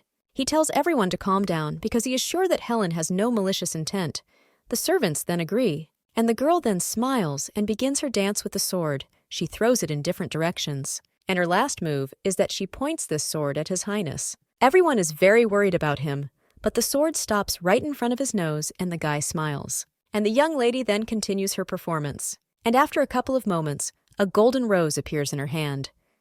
The young lady congratulates His Highness and Highland for forming an alliance. People immediately begin to whisper how beautiful it is, and claim that this is the first time they have seen the ball dance, and also claim how beautiful Miss Helen is. His Highness then thanks Helen for her congratulations and says that she always surprises him and believes that no one can compare with her beauty. The main character realizes that this guy is again making his signature speeches and thinks that he should just shut up and praise Helen. However, the young man then grabs the girl by the waist and claims that he is a little tired today and then asks if she will accompany him. The main character is a little surprised by this and realizes that this was not in her plan. But the prince then whispers that Miss Juana had better do everything as he says, and the girl understands that this is not very good. When the two of them leave, the lady with red hair watches the couple, after which she turns to Miss Vivien and says that it seems that she did not expect that Miss Helen had an ace up her sleeve. The blonde just frowns and understands that Helen wanted to refuse her, but can she stand firmly on her feet without her help? The lady with blonde hair thinks that, as she expected, the girl is too naive and thinks that none of them will leave this ship alive. When the prince and the young lady approach the bow of the ship, he says that she can take off her mask because there is no one there. And the main character asks how His Highness recognized her. The guy claims that Helen never did such things and never fought like that. After all, even though she is an alternative princess, she extremely rarely showed him her love. And the main character then asks His Highness if he called her there so that she could convince Helen to take the initiative. But the guy then just throws the rope to the girl and tells her to pull it. The young lady then takes hold of the rope, but asks if it is something dangerous. The prince asks if the girl suspects him of harming her, and the main character claims that it is difficult to answer. The young man then helps the girl pull the rope and claims that initially he wanted to give it to the most beautiful princess at the evening. But alas, they had a strong competitor. Therefore, the blonde now says how lucky she is today, and the main character asks if luck really smiled on her. After which she notices how the fish begins to jump out of the water and is a little surprised by this. And then the rest of the fish also begin to jump, and the main character, seeing this, says that this is incredible. The prince claims that you just need to use bait for the phosphorescent fish, and it will swim into the net itself, and then pull a special mechanism, and the fish will jump out on its own. The main character says that he really knows a lot about romance. And the prince says that he doesn't need romantic tricks to win the maid's heart, and her 10 days will soon end. So let the girl figure out how to save her life. But the main character only says that it doesn't matter to her, and she is very grateful to His Highness. After all, if she does not find the witch, or she is plunged into crippled sleep, this is the most beautiful thing she saw before her death, and the best event. The prince is a little surprised by such words, but the main character, looking at her, just smiles. But a little later, she approaches Miss Vivien. The blonde says that it was the annoying girl who gave it again, and she says that if she didn't come with something important, then she will finish her off. But Juana only says that Miss Helen asked her to tell her that she was not feeling well and would not be able to come. The blonde then realizes that she is not in the spotlight precisely because of Helen. Then he asks if Miss Helen suffers from seasickness, because if so, let the girl go with her, and she will give her medicine because she has a first aid kit. But a little time later, when the young lady is already in Vivien's room, she then screams, "Why is the girl so clumsy?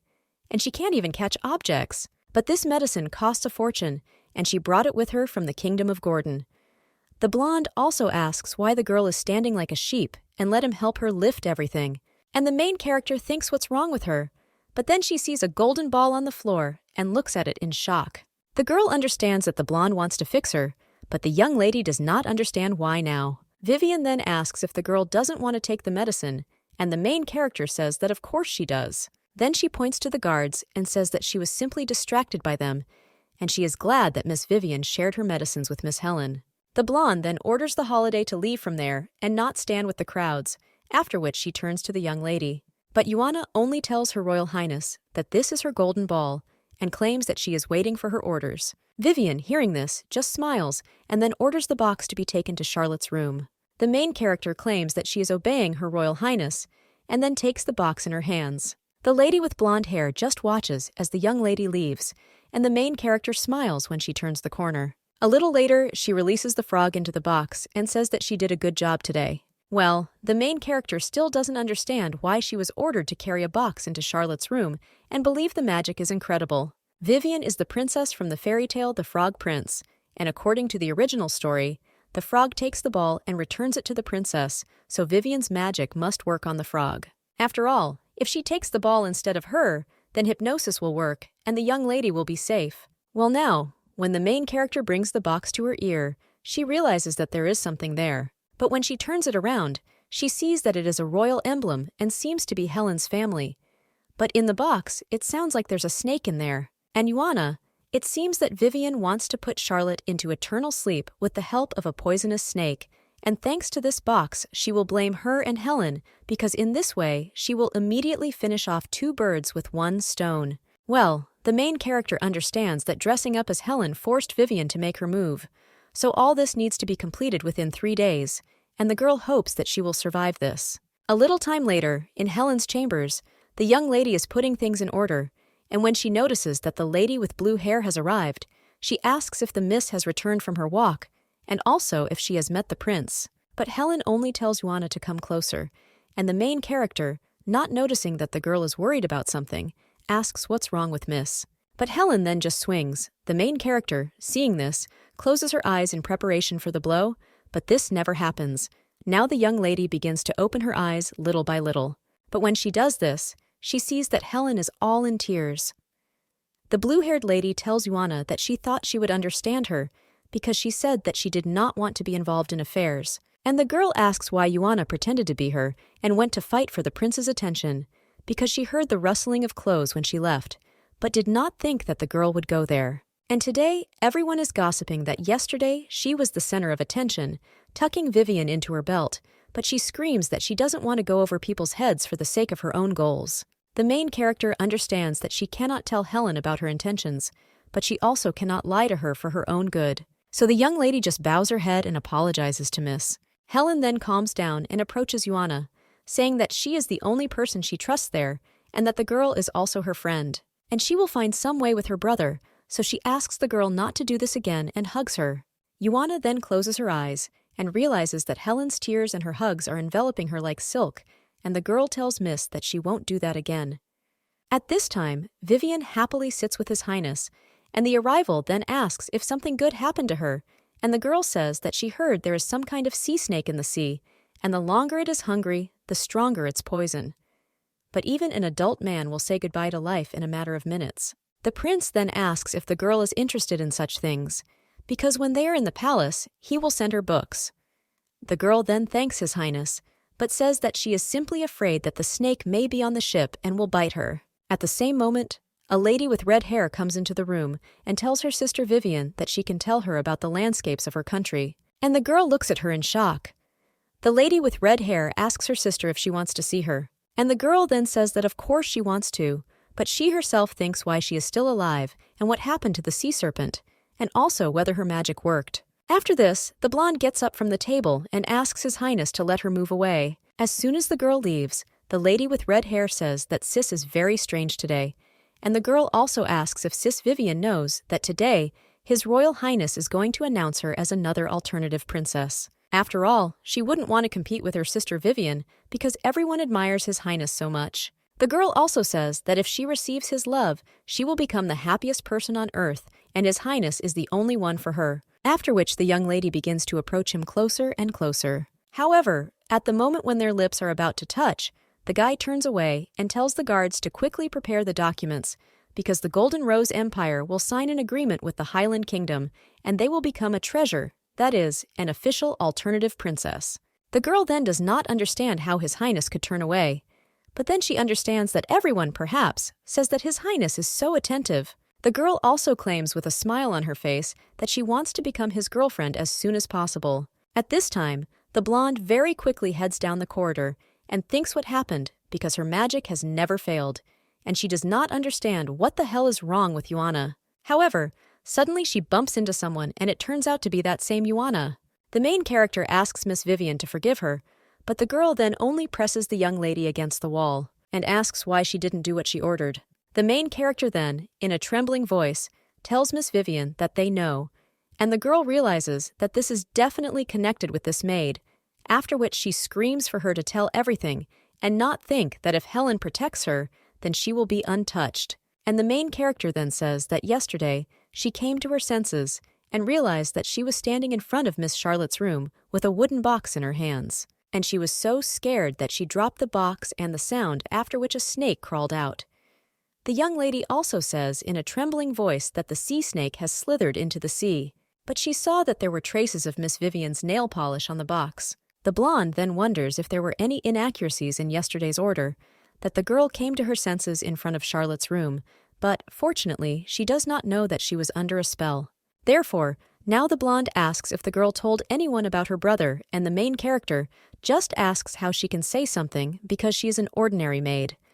After which the blonde claims that if the young lady is smart, she will survive by keeping her mouth shut, and let him wait for her at midnight on the back deck in 2 days, and let him come with the box. The blonde understands that she can use magic once every 3 days and will have to solve all the problems herself. The next day, Charlotte was announced as an alternative princess. The main character waits for the appointed day, and when this time passes, the girl is on the aft deck. But suddenly, she notices that a blonde is approaching her, and when she approaches her, she asks if the girl has brought the box. The young lady swears to Miss Vivien that she was looking at the box, and the woman says that it is good, after which she holds out her hands. But when she does this, she throws a magic ball on the floor and says that her thing has fallen. Then he tells the girl to pick her up. When the main character leans towards the ball, she realizes that it is a prop. The actor and the illuminated stage are in place, and of course, the dear spectator, so the girl thinks whether he is ready to enjoy the performance. The emperor is watching the girls at this time, and the main character understands that the magic show is about to begin. The guy understands that the young lady sent him a letter which indicated that she would have evidence pointing to the witch, so let the prince come to the back deck at midnight today. And the guy understands that Vivien is a witch or not, but she tried to plunge Charlotte into eternal sleep.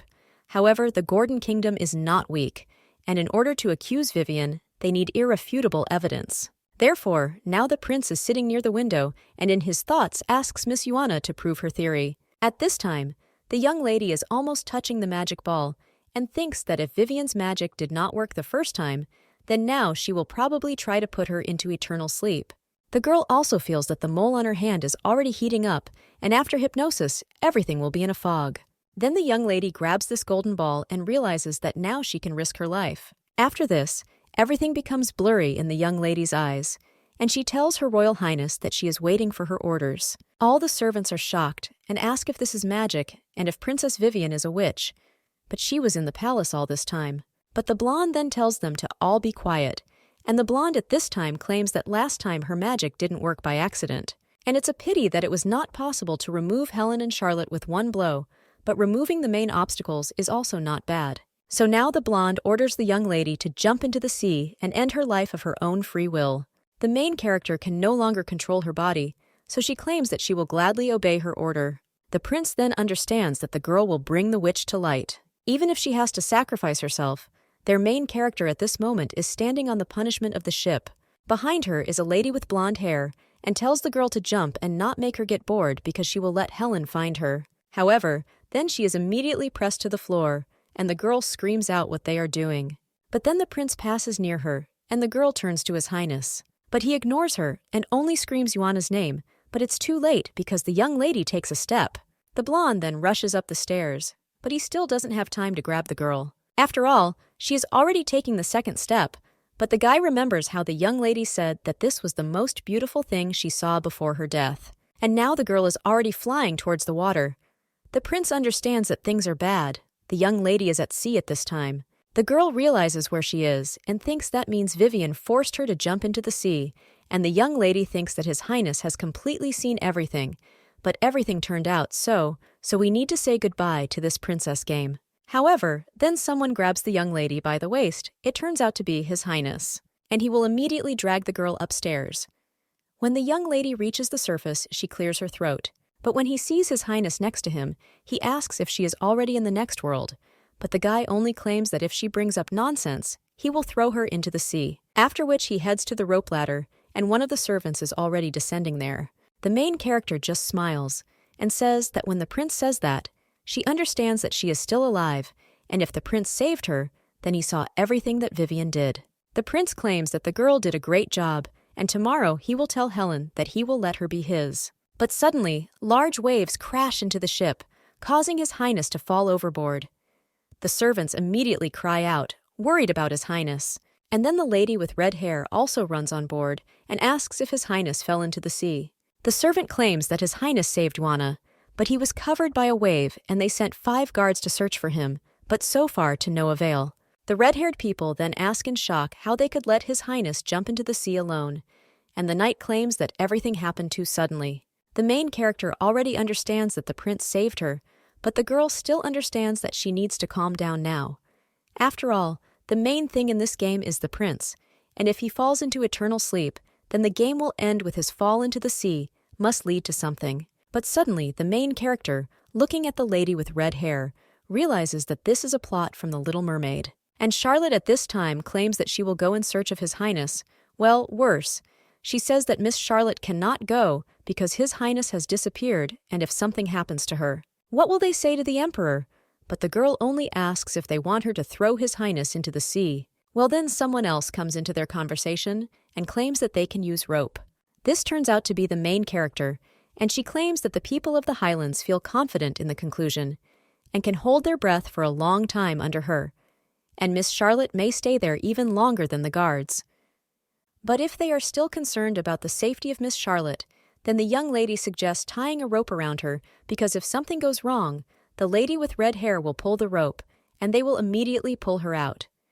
And the guard says that this is a good way, and the lady with red hair tells him to just do what the girl says. And a little time later, the main character is already tying Charlotte to a rope. And the young lady thinks that even though she doesn't like it, helping the girl is the only way to save the prince, because if Charlotte manages to save the prince, then there will be no doubt that she is a mermaid. And if she fails to save the prince, then the game will end. The girl now turns to the main character and says that she remembers her, after which she claims that at the banquet she helped clean her dress, after which she asks what the name of the young lady is, and the main character says that she is Juana, after which she claims that everything is ready and the rope is tied. The girl then turns around and says that the young lady is the best maid she has ever seen. She then winks and states that she really hopes Sister Helen will give it to her.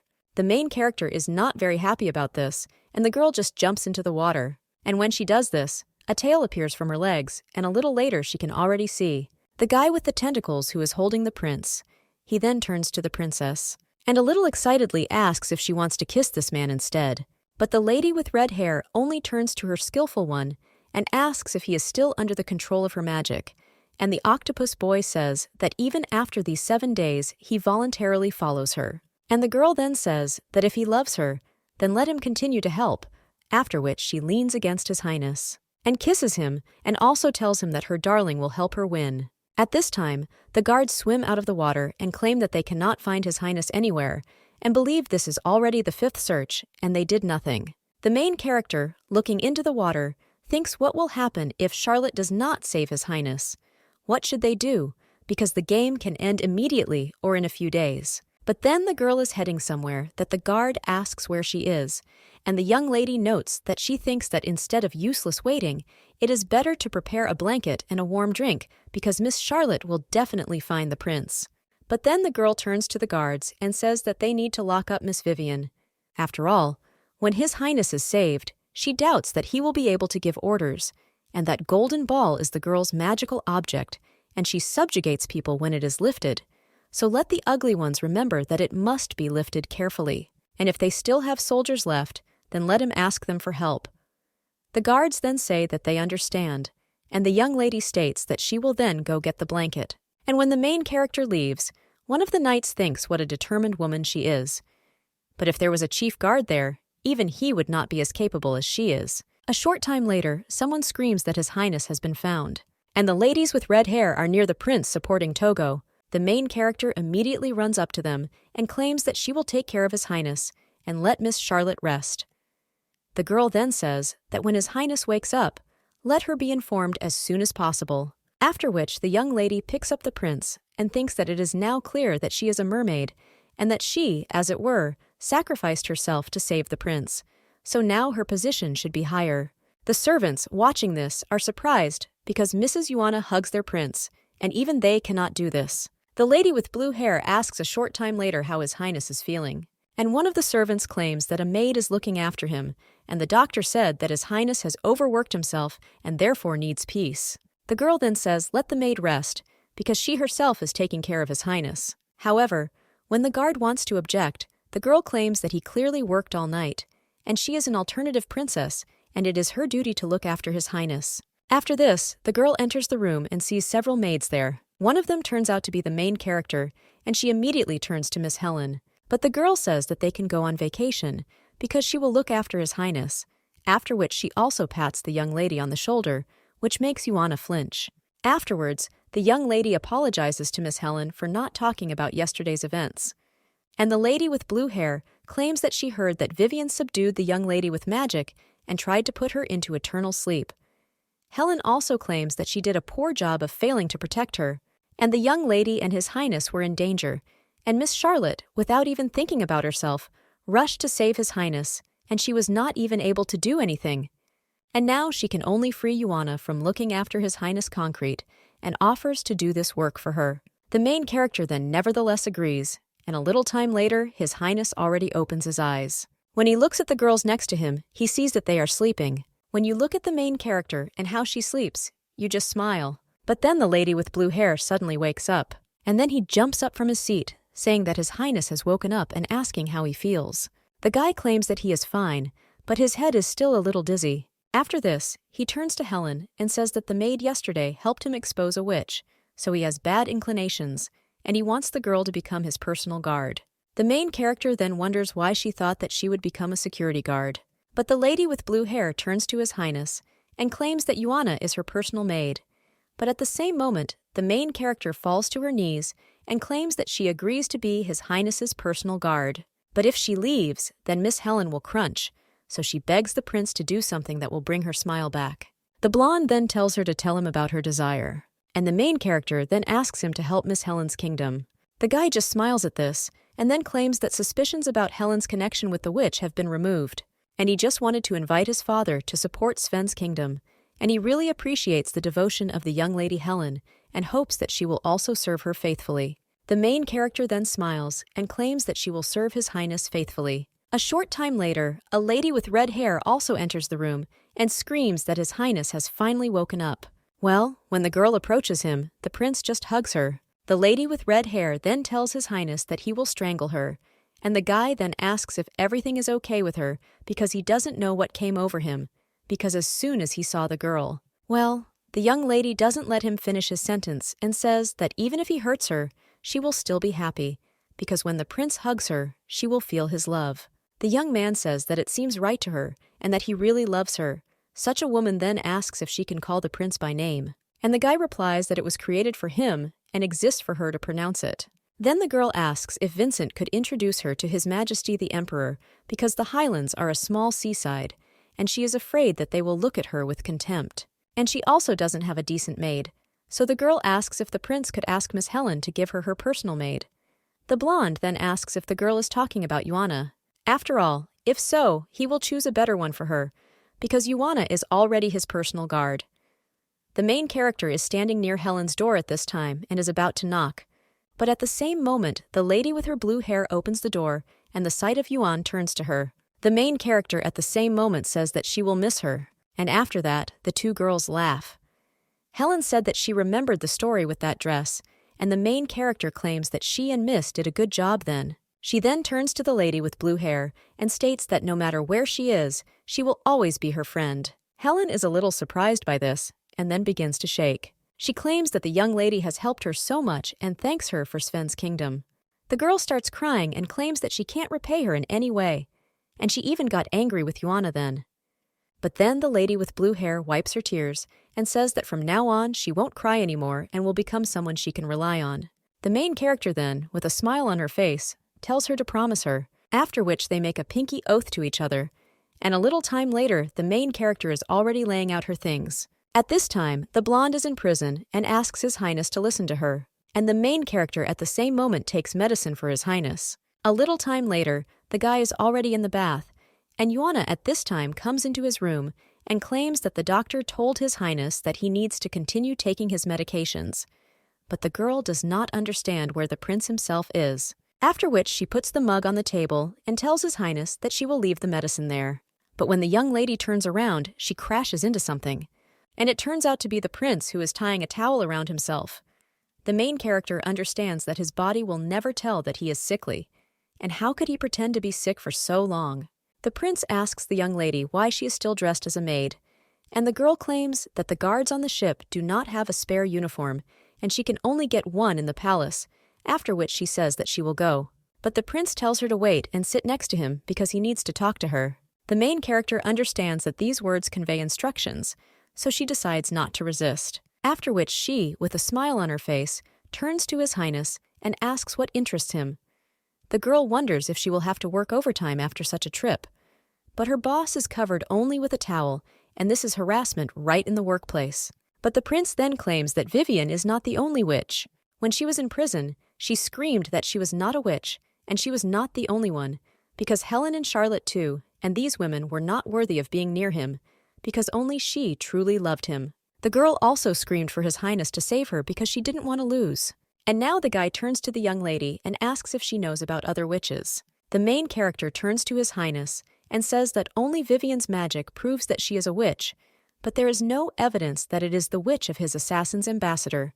The blonde argues that Vivien's situation shows that the palace is not that well protected, and at this time the young lady sighs and thinks that it seems that the prince does not know about the princess game. The young man then points in the direction of the bedroom and orders him to bring him a robe because it is cool on the ship. And a little time later, when the main character is already helping His Highness get dressed, he asks if she knows the duties of a guard. The girl replies that he guards the palace and deals with trespassers. And the prince claims that when the guard sees that the gentleman has just left the bath, he helps him get dressed without any reminders. The main game does not understand that this is obviously a stone in her garden, after which he tightens the prince's robe very tightly. Well, the young man then turns to Yuana and claims that the guard must take an oath of allegiance to the emperor. Well, he doesn't want the young lady to do this because she is his personal guard. Therefore, he wants the girl to be faithful only to him and also obey only him.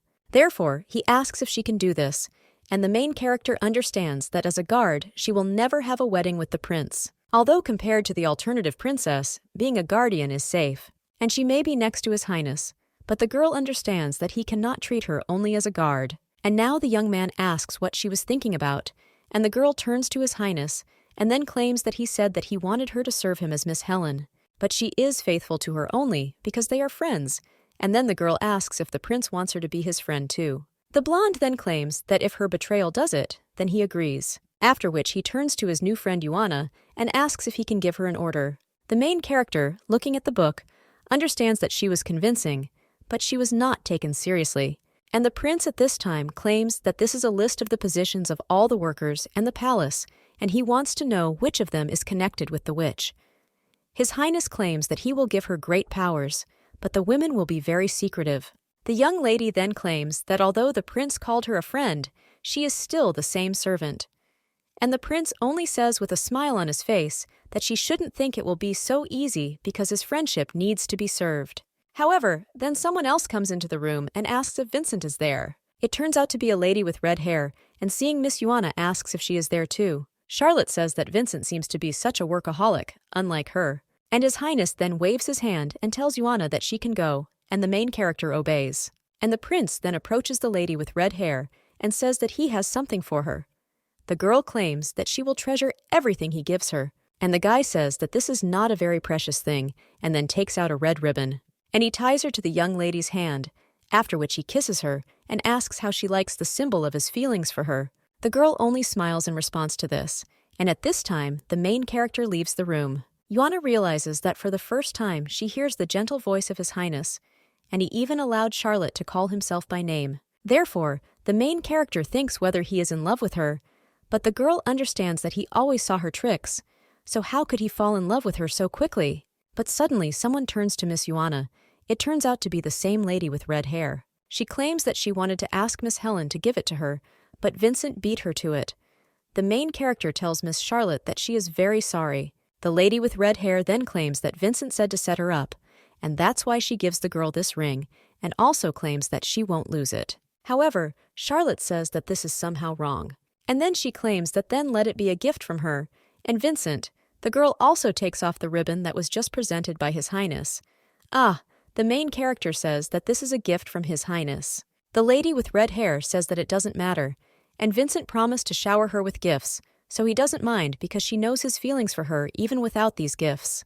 The young lady then accepts the gift and thanks Miss and His Highness, but the girl wonders if kindness and gifts are Charlotte's first attack. 2 days later, the main character is already stamping a letter in which she apologizes to the Archduke for such a late response. The girl also writes that together with Miss Helen and His Royal Highness, they spontaneously went on an exciting sea voyage, and she has good news for him. After all, His Royal Highness transferred her to personal security, and although the training of the guards is difficult, she quickly got used to it, and perhaps when His Highness goes to inspect the lands, she will go with him and will be able to see the Archduke. The girl also thanks the man for the letters and gifts that he sent her, because she was very surprised when she returned and saw the whole mountain. She also writes that she hopes to thank him in person. Now the main character is already putting a wooden sword to the neck of her opponent, and someone reports that Joanna gets first place in fencing. The chief guard says that in training on tactics and endurance, the young lady also received first place, after which he turns to the other knights and says what pieces of garbage they are, because even the girl who just arrived is better than all of them combined. The knights immediately run up to the young lady and ask her to become their teacher. One of them claims that they do not want that stinky head guard to scold him again. The main character then apologizes to the guys and says that she is a bad teacher. The girl understands that endurance depends on work, and her abilities developed when she was trying to survive in the office, so the young lady does not even understand how she can teach them this, and her fencing abilities are due to her birthmark. The girl now understands that you can be a social reject, and then leave this life and become a princess or a guard. In addition, the young lady also learned to quickly respond to the warning of a mole. A non-fatal danger is signaled by the fact that moles resemble pleasant warmth, as if from the sun. A great avoidable danger is described as feeling like being burned by hot oil, and the possibility of falling into eternal sleep is described by the feeling as if the whole finger was dipped in boiling water. And the girl felt this for the first time because of this stupid prince. The chief guard claims that training is over for today and horse riding tomorrow, but he does not think that this is a problem for the girl. The main character, hearing about horse riding, thinks how people of the 21st century can cope with a horse. And a little time later, when they are already sitting at the table with Helen, she just smiles. Then she claims that she thought Joanna was perfect in everything. The main character then turns to Helen and asks not to laugh at her because she did a good job on her dress, and the lady with her blue hair says that this is true, and then she notices the young lady's sleeve. The main character says that she probably hurt him during training, and Helen tells the girl to give her her jacket. The main character, seeing her jacket being carefully sewn up, asks if Miss always carries a needle and thread with her, and the girl replies that she likes the hand, and then she finishes, and claims that he will ask His Highness to ride horses and also take her. Their main character rejoices at this and then thanks Miss. The young lady then continues to eat and thinks that it is a pity that she did not meet Emma in the garden this time. At this time, His Highness comes to the Emperor along with a lady with red hair. The guy introduces Princess Charlotte of the Highlands to his father, and the girl then bows and says that it is a great honor for her to meet His Majesty. The man claims that he heard about how she saved his son and that her act deserves respect. The prince claims that the girl is the most important alternative princess for him, but when he looks at her hand and doesn't see any ribbon there, he is a little surprised. The Emperor offers, as a sign of gratitude, to hold a dance ball for Miss Charlotte next month, and His Highness thanks the Emperor, and the girl does the same. But the man then tells his son to stay a minute because he needs to talk to him. After they are left alone, the Emperor claims that the sea voyage has borne fruit. After all, the Kingdom of Gordon wanted to expand its territories, and now they can easily be defeated if something happens. But the man claims that, as his son asked, an envoy will be sent to Sven's kingdom to help. The protagonist's father then tells his son that many kingdoms are looking forward to his marriage, and he has the right to choose. The young man then says that he understood his father's words. The next day, the main character never made it to horse riding training. After all, the Emperor was afraid for the prince's health after he fell into the sea and sent him to the hunting grounds to recuperate. Miss Helen remained in the palace to wait for her brother, who should come to the Empire with thanks for his help. But the girl looked a little downcast when His Highness went with Charlotte. The main character understands that she must go after the prince. But the girl then doesn't understand at all why the guards, who don't know how to ride in luggage, and shouldn't she ride next to her master? Well, suddenly the young lady hears someone talking, and one of the voices claims that he heard that going to the hunting ground is not an imperial order, and they say that Miss Charlotte wanted to hunt, so the prince quickly gave orders. Another servant says that it means it's true that fucking hunting in such a season seems a little strange. The guy also claims that Miss Charlotte enjoys greater privileges than Miss Vivien, and Miss Helen has been in the palace the longest. A short time later, they are already on the hunting grounds, and the main character sees 2 beautiful horses. The young lady also claims that these 2 horses are simply amazing, and the man who looks after them says that the white horse is called Mika, and the dark one is Graphite, and they are the most valuable in the royal stable. But suddenly, someone approaches the young lady and says that if he were her, he would not come so close to the black horse. It turns out to be His Highness, and he claims that Graphite is the most obstinate girl. The main character then asks in surprise if this is a girl, and the prince replies that, yes, and Graphite, this girl, Mika, is a boy. After which he points to the injury on the white horse and claims that it was the Graphite that hit him during the mating period. The prince then says that the girl can come up to pet Mika. The young lady says that this is His Highness's horse in this way, as she can. The blonde just claims that Helen said that Yuana doesn't know how to ride, so she needs to learn. After which he comes closer to the young lady and says that if she does not learn, she will simply offend him after his horse. Yuana realizes that this guy is truly creepy when he shows his true colors. But when she brings her hand to the horse, she just sighs, from which the main character gets scared and pulls her hand back. His Highness looks at the young lady, and she realizes that he just snorted. But suddenly the prince's head begins to hurt, and the main character asks if everything is okay with His Highness. The guy claims that it's just slight dizziness, and that he's probably not fully recovered from falling into the water. The main character then suggests going to see a doctor, but the prince says he shouldn't, and then tells the young lady to get on the horse.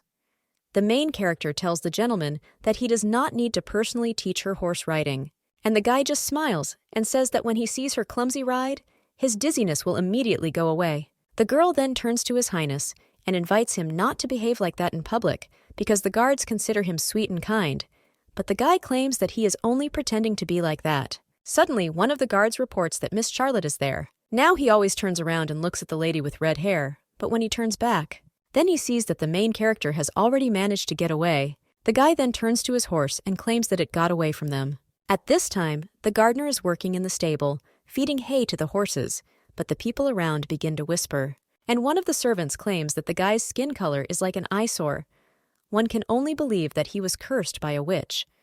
The woman claims that this is so annoying and does not understand why the palace sent this guy as an assistant, and the man asks what about making him deal with horse manure. After which he approaches the gardener and tells him to go and collect horse manure. The young man just turns to him and looks displeased, and the servant screams what impudence this is. How dare he look at him so arrogantly? The guy then just turns around and leaves, and the man screams for him to wait because he will teach him a lesson today.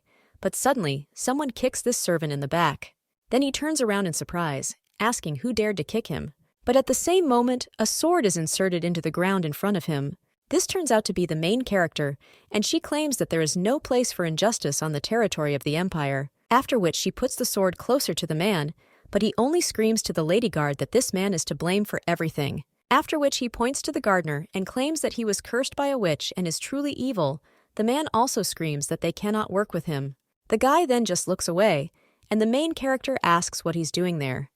The servant then claims that he needs to prepare food, and the horses are wayward in such hot weather. The young lady then puts the sword back in its scabbard and asks if the horses are disobedient. The man replies that they are already back to normal, and the main character asks whether the gardener harmed anyone and whether the servant saw his evil deeds, to which the man does not know what to answer. And the young lady then turns around and claims that it turns out he has learned his lesson, and this time she will not report his behavior, so let him think about it carefully. The young man with blonde hair just looks after the girl, and a little time later, the two of them are already walking across the field. The guy then claims that the witch was first found in his hometown, and it has always been known as the cradle of witches. The witches manipulated his people, and many became soldiers in the witch army. But later, The Golden Rose Empire helped them escape from the witches, but the witch was angry with the traitor and put a curse on them. Therefore, wherever they went, people always experienced only fear and disgust, and these people were always lonely. The guy claims that everyone on the mainland knows this story. And the main character then has a bit of a task. She replies that she is from a small town, and her family does not like this story, and there are people who do not believe in legends. A young man with blonde hair when he smiles and says that she is the first of all the people he has met. The main character, looking at the guy, thinks why he is so lonely even when he smiles.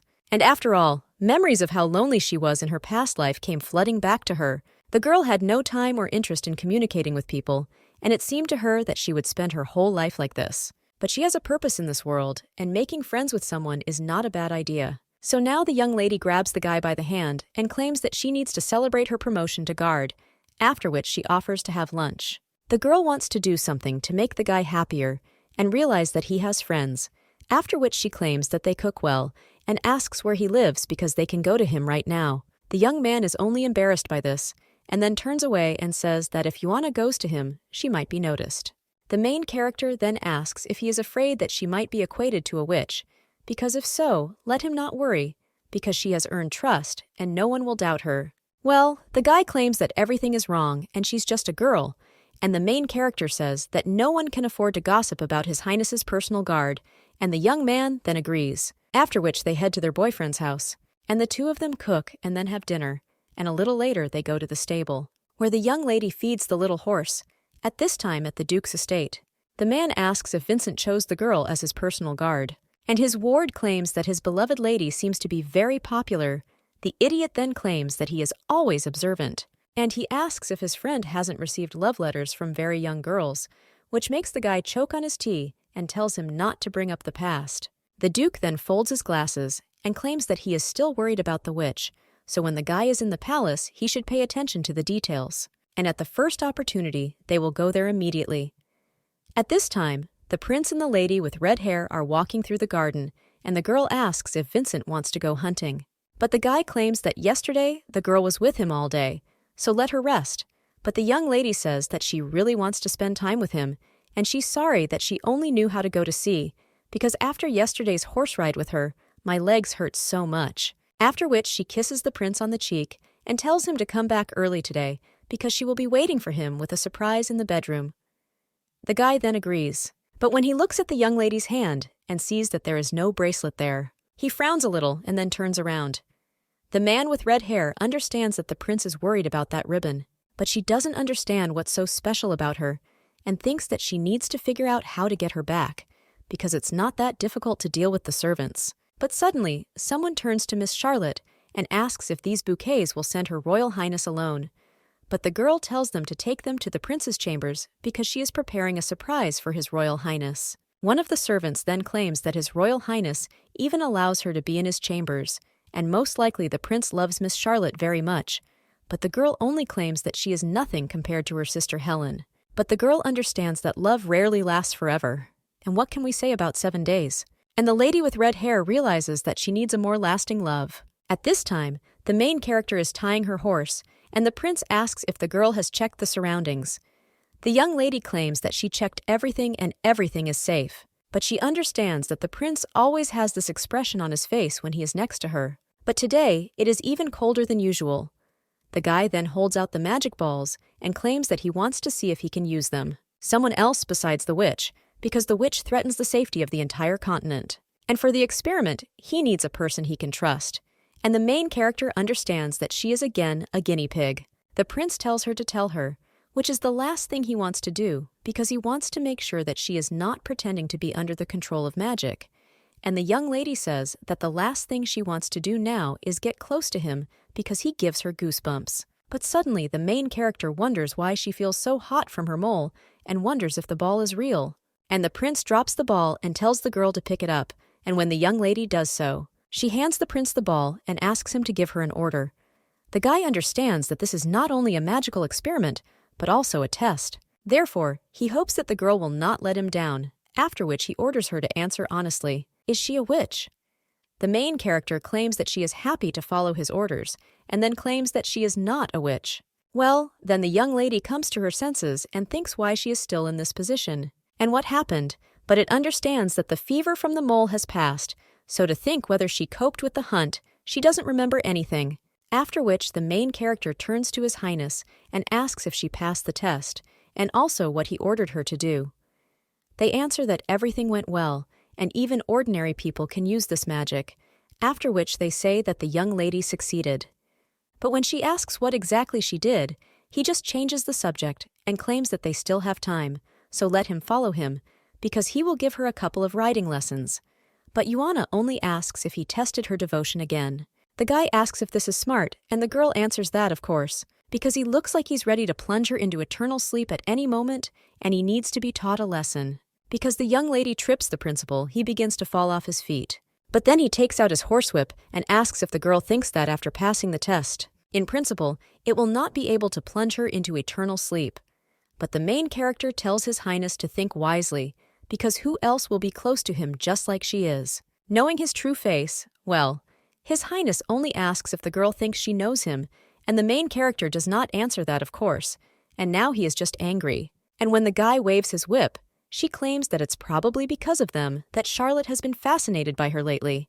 The young man claims that this has nothing to do with Yuana, and the girl then takes the whip from His Highness and tells him that she is the first in the ranking among all the guards. But suddenly the prince pulls the young lady towards him, which makes her a little surprised, and claims that first place doesn't mean anything. But suddenly the guy realizes that they are already flying into the lake, and a little later, these two are already all wet. But His Highness suddenly begins to have a headache, and the main eyes of the excited ones cry out what's wrong with him. The girl turns to His Highness and asks if he can wait, but the guy, getting on the horse, says that he will ride Graphite and let the young lady take Mika, and the guy also asks if she can handle it. The girl replies that of course, and let him come to the doctor as soon as possible. And the prince then grabs his head and says that he will go. But due to sharp pain, he suddenly kicks the square, causing it to immediately jump up and begin to run. The main character then excitedly turns to His Highness. Well, the horse appears very quickly, and the main character understands that he is heading straight into the forest, where the animals are fiercer, and if she does not catch up with the prince, he may be in danger. After which the main character looks at the horse and clenches her teeth. The girl remembers how a young man with blonde hair told her not to be afraid, because even though horses are big and strong, they are a very gentle creature, so let her just remember 3 things. And now the young lady understands that she must overcome her fear, and then screams that they urgently need to catch up with the prince. And the lady with red hair, and at this time with a scarf on her face, decorates the room with yellow flowers. The girl understands that she did something like this in a past life so that more people would love her, but alas, she still wasn't very popular, and when she takes off her bandage, the girl realizes that today is the last day of the spell. Therefore, she thinks that if only Vincent does not let her down, when His Highness and the main character return late at night, one of the knights cries out whether His Highness is okay. And the young lady claims that when His Highness was about to ride, the Graphite abruptly carried him into the depths of the forest, but fortunately, His Royal Highness jumped off the horse and she found him and then brought the horses. The blonde then claims that he doesn't even know where the young lady got such riding skills because he wanted to get there faster, and he's embarrassed by this whole situation. The guy also claims that from now on he will teach her horse riding, but the main character thanks him a little coldly. One of the servants then claims that the prince treats ordinary guards so well and that he is the true crown prince. But the main character understands that he just wants to teach her in order to mock her. The crown prince only asks why Charlotte didn't meet him, and didn't she say that she wanted to see him in the evening? The guy then turns to His Highness and claims that Miss Charlotte was very worried about his long absence, and she even led a detachment to find him in the forest. The guy then turns to Juana and tells her to get someone and bring Charlotte to him. He also states that he will wait for the lady with red hair in his chambers. Well, the main character then turns to His Highness and asks how it's better for his headache to bring a doctor first, but he quite answers that he is already much better, so he offers to postpone everything until tomorrow. The young lady then agrees, and then wonders if she actually really cares about Charlotte. And when entering the room, His Highness notices that there are a lot of flowers there, and when one of them falls into his hand, the guy sniffs it tenderly. And then in his thoughts, he thanks Charlotte for preparing so much for him. But suddenly, the young man realizes that his body has begun to burn, and he is breathing heavily. The guy then looks all red at his hand and thinks what's wrong with him. It's so hot in the room. The young man also realizes that his mind is completely empty, but suddenly someone approaches him. And the young man, hearing this, immediately attacks the girl and asks if it is Charlotte. He asks the young lady to say that it is she, however, when he sees the ribbon in her pocket that he gave to Charlotte. He immediately grabs it and realizes that it is she. At this time, the servants inform Miss Charlotte that the search of the hunting grounds did not yield results and asks whether they should go further. The girl understands that the moon will soon be zenith, and if she misses the opportunity today, then her magic may no longer work. But the horse seems to be excited because of the floral scent emanating from it. But suddenly, all the horses begin to go crazy, and the guards cry out in shock what happened to the horses. The red-haired lady's horse also begins to rush forward, and one of the guards screams that they need to protect Lady Charlotte. At this time, a young man with blonde hair is watching all the horses. Earlier, one of the servants had approached Lady Yuana and said that she needed to go change first, while another had stated that they would meet in the stables. But the main character said that the main thing is to find Miss Charlotte. However, the guys then pointed a little embarrassedly at the young lady's pants, and after she looked at them, then she saw that her pants were torn, and the girl was thinking what a conservative era it is now. A little time later, when the young lady has already changed her clothes, she thinks that the change uniform has not yet dried, and she can be transformed into a long dress or thick pants. However, judging by the reaction of the prince, Charlotte occupies a special place in his heart, and now she is the closest to winning the game. But then someone puts her hand on the young lady's shoulder. It turns out to be a guy with blonde hair, and he claims that he needs to tell her something because someone has collected a lot of golden flowers that have the properties of a paddy wagon and can knock down a horse. Right now, His Highness the Crown Prince is pinning the young lady against the wall, and he says that Charlotte still wears it, and that's good. The main character realizes that she forgot that this ribbon was in her dress pocket. Well, she understands that the prince inhaled too much of the smell of flowers and is now completely delirious. The young man then grabs the girl by the face and does not come closer to her. And Yuana understands that he is too strong and she cannot push him away. The guy then addresses her, calling her Charlotte, and still moves closer. But suddenly the main character finds a solution to this and simply hits the prince on the head, which causes His Highness to fall to the floor. And Yuana thinks that violence or physics work best in such situations. Well, when the girl looks around the room, she realizes that these are those golden flowers, and Charlotte should have known that they act as an aphrodisiac. After which the young lady picks up the prince and thinks that the violence worked well, and it would be nice to stay in the prince's bedroom, but she doesn't like being entangled with other people. After which the girl takes His Highness to her room and thinks that everything is very suspicious, and whether Charlotte wants to get pregnant from the prince, because if so, she just needs to prevent Charlotte from getting closer to him. The girl also understands that Emma said that Charlotte could return in the morning, but when the main characters are about to leave, someone grabs her hand. And when the young lady turns around, she sees that it is His Highness the Prince. The guy looks at the young lady and asks her not to leave and not leave him alone. The girl looks at the prince, puzzled, but he only asks if Charlotte will stay with him until the morning. And the main character understands that a similar effect from the flowers has not yet ended. The girl is already wondering whether she should just hit the prince and let him sleep until the morning. Well, the guy then says that he knows what the girl wants, and then drags her to him. The young man says that she does not love him as much as she shows, but her goal is to marry the Empire because he clearly sees all her tricks. The main character then wonders if he is talking about Charlotte, and the prince says that those flowers were beautiful, and that was the only moment when he almost believed in her love. This is another young lady trick. The young man also says that she likes to pretend, but she doesn't do it as stupidly as Vivien. She always plays her role desperately trying to make a good impression on him, and the guy just wants to laugh from all this, and she is not ideal for the role of the bride. Well, the blonde then claims that he still loves her and hugs the girl a little tighter, saying that they love her because she is so frivolous, but so beautiful. The lady with red hair is on the ground at this time, but a little time later she's found by a guy with blonde hair, after which she approaches the girl and remembers how the main character said that she suspects Charlotte, that she deliberately brought these flowers there to confuse His Highness, and she must save the prince. That's why she asked if he could help her detain Charlotte so that she wouldn't return too early. Now the lady with red hair asks if a guy has been sent to find her, and when he nods, then Charlotte claims that she fell from her horse and cannot move her leg, so she asks if the guy can look at her because she needs to be expelled quickly, and the girl thinks that Vincent has already returned. The gardener claims that she has a severe sprain, so the girl cannot move her leg, but it's better for her to rest and return to the palace in the morning. The young lady gets a little angry after these words, and he orders the guy to take her to the palace right away, but the young man replies that it doesn't work like that, after which the lady with red hair takes Togo by the chin and says that she knows about his terrible past and that he is being rejected. But if the guy helps her, then she promises that no one will ever dare to say a word to him. The girl also asks if he knows that he has taken on the burden of acting on behalf of the entire empire, and he may be convicted. At this time, the prince is still hugging the main character, and she says that it means he knows everything. The girl understands that this is a chance to take advantage of his condition. The prince says that this is a palace, and such things are commonplace for members of the royal family. One of the most important laws of survival is to maintain a beautiful illusion and dramatize the romantic love story of a prince and princess. The young lady then claims that this is not what he needs. And the blonde says that the girl's stupid head sometimes seems to come to the right conclusions, but the young lady then asks what he wants.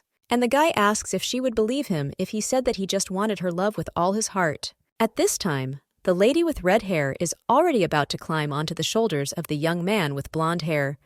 But when the girl does this, she says that she is not interested in him because she just urgently needs to be expelled. And the guy then asks her not to move so sharply, but the young lady's leg then slips off, and it only damages her more. A young man with blonde hair says that it needs to be fixed so as not to cause more harm, and the girl just screams for him to hurry up, but the guy claims that he is not sure that he can treat her in such conditions. The girl then makes a cute face and asks if he will continue to watch the girl suffer in pain. The guy looks a little puzzled at the young lady and wonders what she's doing. And Helen is sitting in her room at this time and understands that her brother will arrive tomorrow. The girl also thinks whether he will like her friends, but she wants to tell her brother all the latest news. The next day, the lady with red hair opens her eyes and the gardener asks if she is awake. The girl then asks if he walked all night. The young man replies that she injured her leg in the depths of the forest, and if she walks this distance, she will hurt it even more. The young lady then bends down a little sadly and realizes that the spell has ended. A little time later, she already enters the room of His Highness, and he sits, drinking his tea. The girl immediately tells Vincent that we are so glad that he returned safely to the palace. But at this time, the main character brings a jar of yellow flowers and then puts it on the table. And His Highness the Crown Prince asks his darling to explain to him what it is. The lady with red hair asks if these aren't the flowers she used to decorate his room yesterday, but there were so many flowers, so she can't remember. But the blonde then says that she does not deny that she used these flowers, and that's good. After which, the young lady releases 2 rats into a jar of flowers, and, feeling the aroma of the flowers, they begin to copulate. The main character claims that this is Jingdanhua, and it is a medicinal plant that is used as an aphrodisiac during estrus in horses. It acts in a similar way on small animals, as well as on people. Therefore, now the girl turns to Her Highness and asks why she decorated His Royal Highness's room with the flowers of this plant, and in such a huge quantity. But the lady with red hair then only pushes her maid. And after that, she rushes to His Highness. She stands on her bad leg and flops down to the ground in pain. The young lady tells Vincent that it's so hard for her to walk, and last night she went into the forest to look for him, and then fell with a horse and seriously injured her leg. But she loves him so madly, so she asks how he can think that she wanted to harm him, and she doesn't even know about such a flower. His Royal Highness's room, she asked 2 servants for help. They stole dishes in His Highness's chambers. When they brought flowers, she caught them and reprimanded them. But most likely they harbored a grudge, taking advantage of her ignorance, and decided to set her up using these strange flowers. But they are so desperate, so they must be experienced criminals. The girl also turns to His Highness and talks about looking for their housing, but they will definitely find evidence there. Now 2 guards are already taking these people away and claiming that they are guilty of stealing royal property and framing the princess. Therefore, by order of His Highness, they will be executed tomorrow. His Highness turns to the young lady and says that he is ready to believe her and will check these servants. The young lady is already very happy about this, but the guy then claims, "What takes this gift?" and then shows the ribbon. The lady with red hair looks at her and wonders if the maid returned the ribbon to the prince. But if that's the case, she's a pretty loyal dog. The prince now turns to the girl and says that she still has a chance to return her. Then he tells her not to let him down this time, and the girl says that she understood His Highness. The girl understands that his voice is as sweet as always, but in his eyes, the affection instantly disappeared. The main character now turns to the prince and says that he knows that those 2 servants have no motive. Well, the guy says that there is no need to remember this, and the young lady says that she told him in the morning that Miss Charlotte set it all up. However, the guy hearing this stops and then turns around and asks if she dared to remember him the morning. That same morning, the prince was lying on the bed with his hands tied, and the young lady was then holding a basin in her hands. She approached the prince and asked if he had woken up yet. The guy replied that she should immediately untie him, and he was counting to 3. But the girl then told him to promise that he would not strangle her with this rope when she freed him. However, after that the young man only began counting down, and the main character looked very worried about this. She turned to His Highness and asked if he remembered what happened last night. And the guy remembers how he pressed the girl to the bed. He came closer and closer to her, but at one moment the main character could not stand it and took the ribbon from her hair, after which he tied His Highness to the bed. The prince now looks away, and the young lady claims that he seems to have remembered, but the guy asks if she wants to say that she is doing all this for him. Yuana claims that in fact, for herself, she could have been cruelly plunged into eternal sleep last night, and she would not have been able to return to the palace. When the guy is free, he smiles. Then he asks if he found out because Charlotte did this to him. The young lady replies that she used the yellow flowers, which she gives to horses as an aphrodisiac, and that this plant drives people into madness. The girl also wipes away the marks from the tape and asks if he thinks that this is the work of Miss Charlotte and if he wants to investigate. Well, the guy asks if he looks like the idiot that women easily fool, and the main character understands that the same idiot confessed his love to Charlotte the other day. The prince at this time tells the girl to call Miss Charlotte when she collects the evidence, and now she is still heading for His Highness and asks why he spared Miss Charlotte and executed 2 innocent servants, but the guy is only asking if he should break off diplomatic relations between the 2 countries. Because of her little trick, the girl already understood everything as soon as she entered the door. Well, the main character thinks that this is all too strange because the guy has completely returned to his usual emotionless appearance. And that means his love for Charlotte has disappeared, and so the girl thinks who else can pretend so skillfully. And sitting on the horse, the main character understands that she cannot get the answer to this question, so it is better to hide it in her heart, because the only progress is the situation with work on the hunt. Now they are all returning to the palace, or the main character is thinking how much happened during this hunt. But suddenly, she sees someone familiar, and it turns out to be Helen. But the young lady doesn't understand who else is standing next to her. The guy comes closer to them, and turning to His Royal Highness, says that it is an honor to meet him. The young man claims that he is Helen's older brother Castor. His Highness says that he remembers him and asks if the guy came to visit Helen, but the young man only runs up to His Highness. And he says that he came to thank him personally because he saved his damned sister, and now he is so wise and fair to leave their kingdom. The main character then asks in a whisper whether His Highness has a guy with such a high opinion of him, and also answers that his ears are already hurting. And Helen at this time apologizes to my lord and says that her brother likes to chat. The guy claims that he just finally met His Highness and got a little overexcited. But the young man also turns to His Highness and says that he has one request, and after the prince asks what kind of top guy asks not to push Helen away because his sister is honest with him and has always tried to avoid him, because she is afraid of men and cannot be with them for a long time. The lady with blue hair then screams in surprise, why did her brother do this? And the main character realizes in shock that he has just told her secret. His Highness then asks Helen if this is true, and the girl remains silent for a bit. But after that, with tears in her eyes and a shaking voice, she apologizes to my lord because she lied to him. The girl falls to the ground and screams that she cannot contact men and lied to him. But she is not worthy of his forgiveness, so she simply asks to be allowed to be with him. The main character, worried about Helen, immediately comes closer to her, but her brother gets ahead of her. He approaches his sister and screams to His Highness that the girl did not lie to him on purpose, because his sister has had poor health since childhood, and she left the palace only for a trip to a country mansion.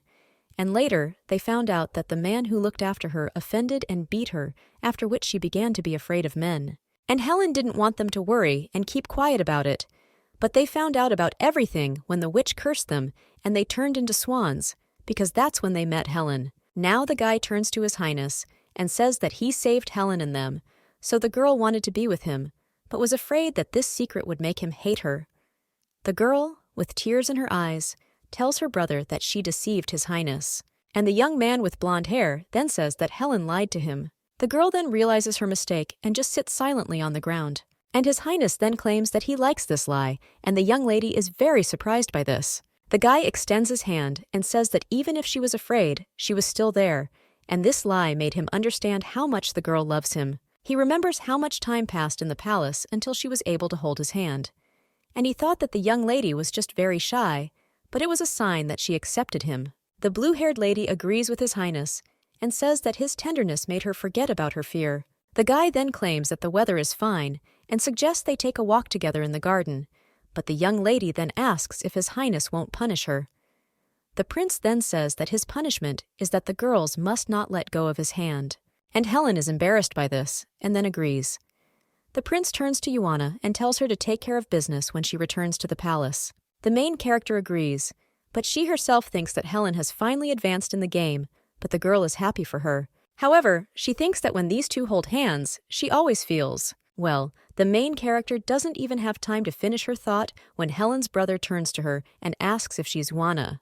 The young lady is a little scared by this, but the guy just pats her on the shoulder and says that she is Helen's best friend, so she offers to be friends, and the girl thinks that he is too straightforward. One of the maids then turns to Miss and apologizes, but they say that the wheelchair seems to be broken, so she will go to the security for help to help them, or the lady with red hair tells her to hurry up. Then the main character approaches Charlotte and asks if the wheelchair is broken, but the girl looks at her angrily. And Yuana understands that Charlotte probably thinks that she fell out of favor with the prince because she gave him the ribbon, although the main character understands that she wanted to remain in the shadows, but everything had to be resolved. Now the boy with blue hair is shocked and asks if the young lady fixed everything, and Yuana says that the screws were loose and fell through, so it was easy to fix, and she fixed everything, so Miss Charlotte can return to the palace. But the woman then grabs the young lady's hand and asks if Yuana feels sorry for her.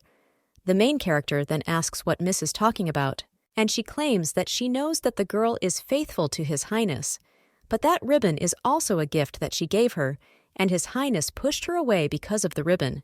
So the lady with red hair asks if the girl feels guilty before her. The main character doesn't even know how to answer this and thinks that if she were a simple guard, then it would be wrong to hand her over, but they are also competitors in the game. The lady with red hair now says with tears in her eyes that if the young lady wants to help her, then let him help her to talk to His Highness again. But suddenly, a young man with blue hair stands between them and says that his sister is more beautiful when she cries. The two ladies are in complete shock at such words, scorching and screaming that even though he doesn't know everything, everything is useless if she cries so mediocrely. After all, if a young lady has a misunderstanding with Her Highness, then let her go to him and let her run quietly as if there is no one better than her in the whole world. The girl then only turns to Yuana and offers to talk later, because it looks like she has guests, after which she screams for the maid to take her to the palace. A little time later, the main character is already laughing with all her might and claims that it was a bit rude, but it was worth seeing the expression on the girl's face. The young man with blue hair says that he only saw her unpleasant face, but the main character doesn't say wait. If he's straight, he's simply stunning. Well, the guy then asks what straight means, but the main character says that it's not that important. A little time later, the girl already finds herself in Princess Vivien's room, and she says that everything seems to be fine with the girl. The main character apologizes for disturbing her, but they claim that she needs to talk to her. The girl claims that she has no right to refuse. Yuana then says that she is still a princess. She looks at how the girl is chained to the bed with a chain on her leg. Then she turns to the princess and says that she needs to know who she was in contact with before she was caught, but the girl then only screams that she is not a witch and grabs the main character. She shouts that she is the princess of the Gordon Kingdom and the heroine of the fairy tale, The Princess and the Frog, so she should be in her palace, and His Highness took her ball. The girl calls the main character names and says that she stole His Highness and then asks why he is always blinded by such scoundrels. The maid then approaches her mistress and apologizes, claiming that Miss has been saying these things since she was imprisoned. The food and clothing there are of poor quality, and Miss is not used to this. And the main character then claims that they will report this, and now the girl says that at present, only Miss Vivien can say whether she is a witch or not. The girl checked all the palace records. 38 people had close contact with her, and 200 people crossed paths with her. Half of these people served the banquet where the assassin appeared, and now all these people are being checked. The young man then, with a smile on his face, claims that this is an excellent job, and then she asks if Helen also communicated closely with her. The main character replies that yes, everyone will be checked, after which she helps His Highness put on his jacket. And the guy says so. Apart from him and Helen, everyone was executed, which is why Yuana's jacket falls out of her hands. The girl excitedly tells His Highness that this is more than 100 lives, where the man claims that the safety of the royal family is more important, and there is nothing wrong with the girl saving those 2 servants. But when it comes to the witch, he is not so kind. The main character thinks how he knew that she saved these servants. The young lady knows that she must indulge the prince if she wants to reach the end of the game, but she wonders what if the price for this is the lives of innocent people. Having lived there for several months, the girl cannot consider these people simply as characters in a game. The prince looks at the young lady and wonders if she is sad because of such things. The main character thinks that she is not afraid to encounter a witch, but she cannot bear it. The blonde then turns to the girl and tells her not to think about it, because in the palace, dozens of people are executed every year for theft, and he does not allow her to do this, so let the main guard take care of it. Yuana then says that she wants to ask something from His Highness. Then the girl says that she wants them to plunge into eternal sleep without regrets, and that same evening music plays on the street. The servants dance with smiles on their faces. Yuana watches all this, and then thanks Prince Castor and Miss Helen for helping to organize everything. The girl then says that she is always happy to help, and asks why the lady suddenly wanted to hold a ball for the servants. Well, the girl doesn't answer anything and just looks at these people, and then claims that it's because she's to blame. The young man with all his blue hair then seemed to want to tell her something. But Helen turns to her brother and asks Togo not to say anything stupid. The guy says what the girl looks like, but the lady with blue hair doesn't let him finish and only tells him to shut up. The main character then turns to these 2 and invites me to talk about it, after which she turns to Miss Helen and asks if she's been getting along well lately with her high. The girl replies that yes, and it's all thanks to her brother after all, after he told him everything Highness treated her very kindly. And the main character then lies down on her shoulder and says that if Miss is happy, then she will not be so sad. The girl understands that even though Helen is her opponent in the game, it's nice to see the girl smile now. There was still half a month left before the prince's birthday, but a festive atmosphere already reigned on the streets. The emperor has been carefully preparing a grandiose holiday for the prince for several weeks now, and nobles and merchants have gathered in the Empire of the Golden Rose to glorify his continent to celebrate the occasion. They brought rare treasures from all over the world and their boundless blessings in the name of the empire. The chief guard shouts that the guards are all there, and then claims that in the near future a huge number of people will flock to the capital. At this time, the palace guards need to increase their patrols, and they must ensure that His Highness's birthday passes without incident. He also says to pay special attention to situations related to the witch, because if something happens, then let them report to him immediately. When the man asks if you understood everything, the guards answer that yes, and when everyone else disperses, the man approaches the young lady, and she says that she has been working a lot lately, and today is her day off because His Highness hopes that she is not worried about the palace cleansing because she did what she had to do. The guard claims that these people are connected to the witch and were supposed to fall into eternal sleep. And the main character says that only Miss Vivien survived thanks to her origin, and ordinary people do not have a chance to live at all. But the man then screams so that Yuana always remembers her duties. He claims that he always suspected that the girl was too kind and sentimental, and also not suitable for protecting His Highness. Now he is convinced of this, which is why she disappointed him. The guards do not say that today she is resting on the orders of His Highness, after which she screams that tomorrow she will start work without such emotions, and the main character wonders if it's really abnormal to do this. She walks through the garden and thinks that the flowers that she and Imma planted last time have grown very much, and the girl wanted to talk to him, but does not know when he will return from the hunting grounds. But suddenly, someone puts a hand on the young lady's shoulder. The warmth is a little frightening, which makes her a little scared. It turns out to be Helen's brother. The guy smiles warmly, and he asks if Yuana would like to leave the palace with him. A little time later, they already find themselves on one of the busy streets. The main character is a little surprised by how many people there are, but then she turns to the guy and thanks Togo for the invitation. The young man claims that he wants to help Helen choose the best gift for His Highness's birthday, and the girl is his personal guard, so she should know better the preferences of His Royal Highness. The main character, when she remembers the prince, thinks that he is evil and cruel, and wonders if Kaysor really likes this particular guy. The girl does not understand whether His Highness has normal preferences, after which she says that she only knows that His Highness greatly values the relationship of others to himself, and when a lady's heart is devoted only to him, then this is valued the most. But suddenly, the main character notices how the guy has become a little quiet, and the young lady, a little puzzled, apologizes, but claims that she can't help. But then the guy surprises the girl by putting on a dog mask and barking. The girl is a little surprised by this, but the young man says that it's okay, and they can just go shopping and also have fun. The guy also says that he has a big dog that he likes to walk with, but then he asks if you offended the girl, and he just sees that you've been in a bad mood lately and would like her to dispel. But suddenly someone puts his hand in Castor's pocket. Well, when he turns around, he only sees the thief's grin, and the guy immediately screams that he lost his wallet. But when he turns back, he sees that the main character is already holding the thief in her hands, and also hands the wallet to the guy, asking if it's him. The young man then says that Yuana is incredible and almost glows with joy. A little time later, they already enter the bar, and everyone begins to wonder why the girl dares to come there at such and such a time. A waiter approaches the young lady's table and tells the dear guests that since an assassin sent by a witch appeared in the palace, they are trying to stay away from these damned people. After all, who knows, maybe they are recruited by witches. The people in the hall continue to whisper. Some of them say that it was terrible to let her come in and beat her so suspiciously, and this only makes the girl droop. The main character then asks what kind of nonsense this is because the baby needs to eat, because she hasn't eaten anything for 3 days. Well, the girl then jumps up from the table. Then she runs away and screams that she doesn't need their pity. The waiter tells Miss to discard this stupid sympathy because they are born such degenerates. But the young man with blue hair says that they should not dare talk to her like that. The man asks what he said to the young lady, and the young man with blue hair then says that she is his bride. The guy gets down on one knee and says that he fell in love with her at first sight and admires her kindness and strength, after which he asks if Yuana will marry him.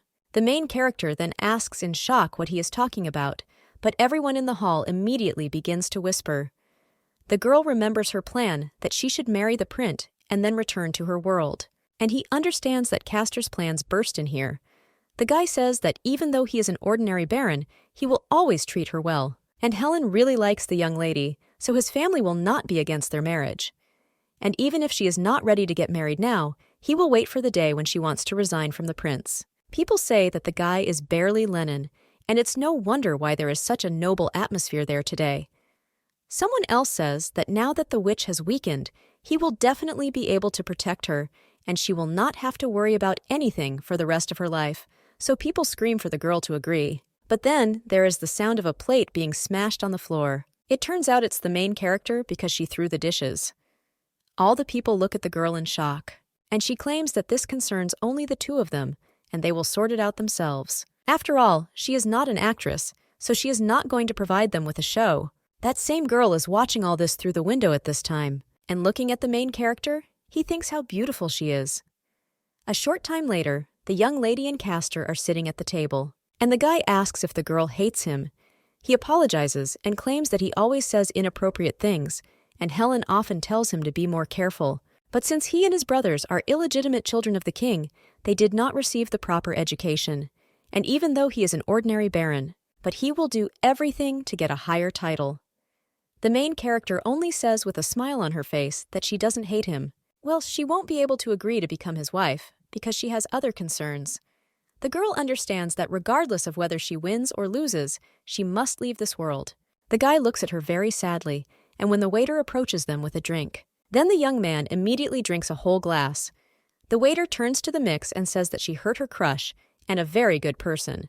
But the main character just puts a few gold coins on the table and tells him to tell him why lately they say that the witch has weakened. The man, already in shock, realizes that the coins are real and says that the miss asked the right person because their pub has the best reputation and they know the most news.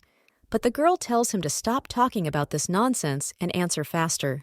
And then he says that after the incident with the witch's mercenaries, rumors of her appearance spread in different parts of the country, and there were rumors that the witch was recruiting soldiers and also wanted to start a war again. People from all over the world arrived to celebrate the prince's birthday and brought with them news about the witch, thereby causing panic, and in appearance the woman does not differ from usual, and they will not even be able to identify her. but everyone is afraid that the witch will mix with the crowd and harm people. The main character then claims that it means they decided to make this girl's clan the scapegoat, and the man says that this is all self-defense because no one wants to deal with a witch. But suddenly their conversation is interrupted by Castor. He turns to Yuana and says that he really likes her, and after that, the two of them leave the bar. The main character helps Helen's brother walk. Well, walking along the road, they notice the prince and Helen.